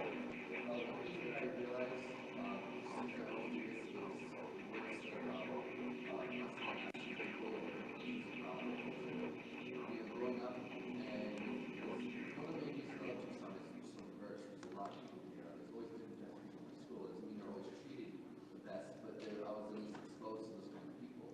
And so, growing up, like, something to do with race, like, I would ask people, like, for instance, one of my friends in high school ended up coming out after high school, and I would always ask him questions about, like, oh, what do you do this, what do you do this? We didn't have a lot of answers for those questions, but one thing I didn't realize is how it can kind of, like, what you said, kind of like annoy them and constantly remind them of how little others know about their culture. Maybe I should take it upon myself to find those things out instead of constantly making them represent the culture all the time. It's for everyone. It's more, one of the aha things is like, oh, it's my responsibility to be learning those things. Good deal. I am having problems. There we go. All right. No, that's beautiful. And that's the thing is, yeah. What's my responsibility vis-a-vis positionality? Other people, anything else? Go ahead. I resonated with what you said about like the different spheres of privilege. My dad was a poor boy from West Virginia, and now he's not poor anymore, and we've had a lot of disagreements about how he got there and how the way was paved for him more than other people. And he gets super upset with me because he was this, like farmer boy from West Virginia, and he had to do all these things to get to where he was. And I could never eloquently, I just ended up getting annoyed and like frustrated that I could never eloquently explain to him like that there's other things than just like the economic aspect of privilege, and that there's still like other things that made it way easier for him to get to where he is compared to other people. Interesting hearing you speak about that, about the white boy from Appalachia, my dad. Because it's right there. It's right there. No, but a lot of this happens. I mean, you even see it within the Latino community. Like, there's people who, despite all the pressure and all the immigrated to the country, rose up, and a lot of times there's a tendency to say, okay, I made it, so you should as well. Mm-hmm. Yeah, that's the argument we get into. Is like, if I was able to do it, then everybody should. And I'm like, well, you're still a white man. Yeah. And keep in mind that a lot of these issues, they're more probable that at a casino in Vegas, not that I gamble very well for the results, but anyway, the games are set up so that they're structured in one way, so that the house always wins. But what does the casino always put up there? Hey, I played this jackpot, I won $1 million. But that's exactly the way that we do things in the United States. That we don't look at the probabilities, we look at the one exception and say, oh, well, this must be true for everybody. Anything else?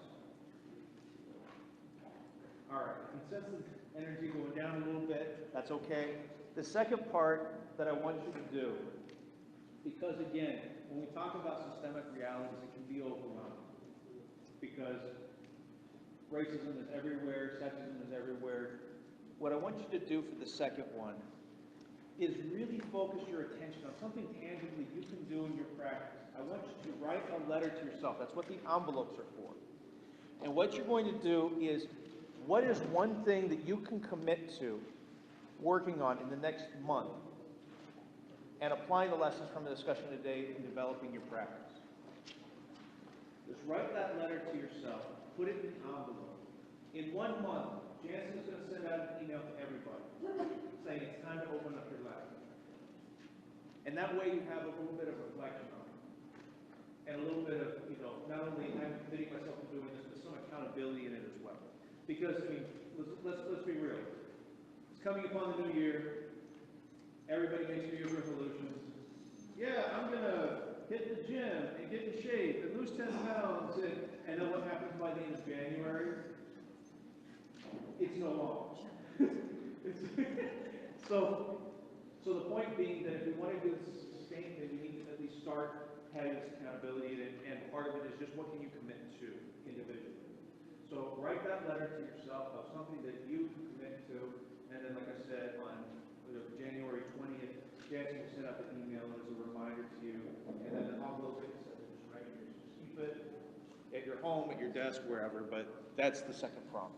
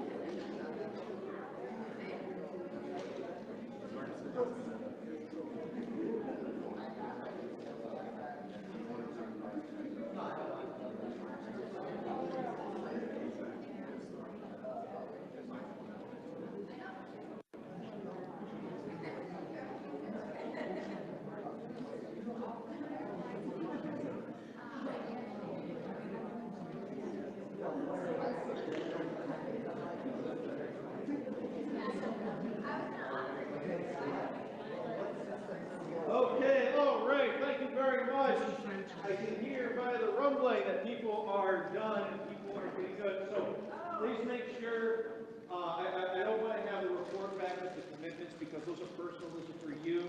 If you do want to share them with other people, please feel free. But again, this is really, making a promise to yourself so that you know which one it is. Again, in 1 month, you're going to be opening it. And please remember that you may not feel that you feel that, your individual efforts are just one drop in the bucket. But look to your left and look to your right. And together we've got a lot of drops and this bucket is starting to fill up. And so it's really important that as we're collectively engaging in these conversations, that, it's important to have a self-reflection, individual time, but it's really important to connect your practice with other people, to do this together, to lift each other up, and to call each other into account. Because I can guarantee you, as soon as you get back, something racist is going to happen. And it doesn't make it bad. It happens. And so, if we understand that it's going to happen, then we can jump off and say, okay, hey, I can have a dialogue about it. I can pull you off to the side and say, hey, I think that was really appropriate. Maybe we can do better together. Because the whole idea is that we collectively have the ability to push each other down or lift each other up. And really trying to tap into that idea of how we can lift each other up. That's what this is all about. Thank you so much for having me here. I really appreciate you.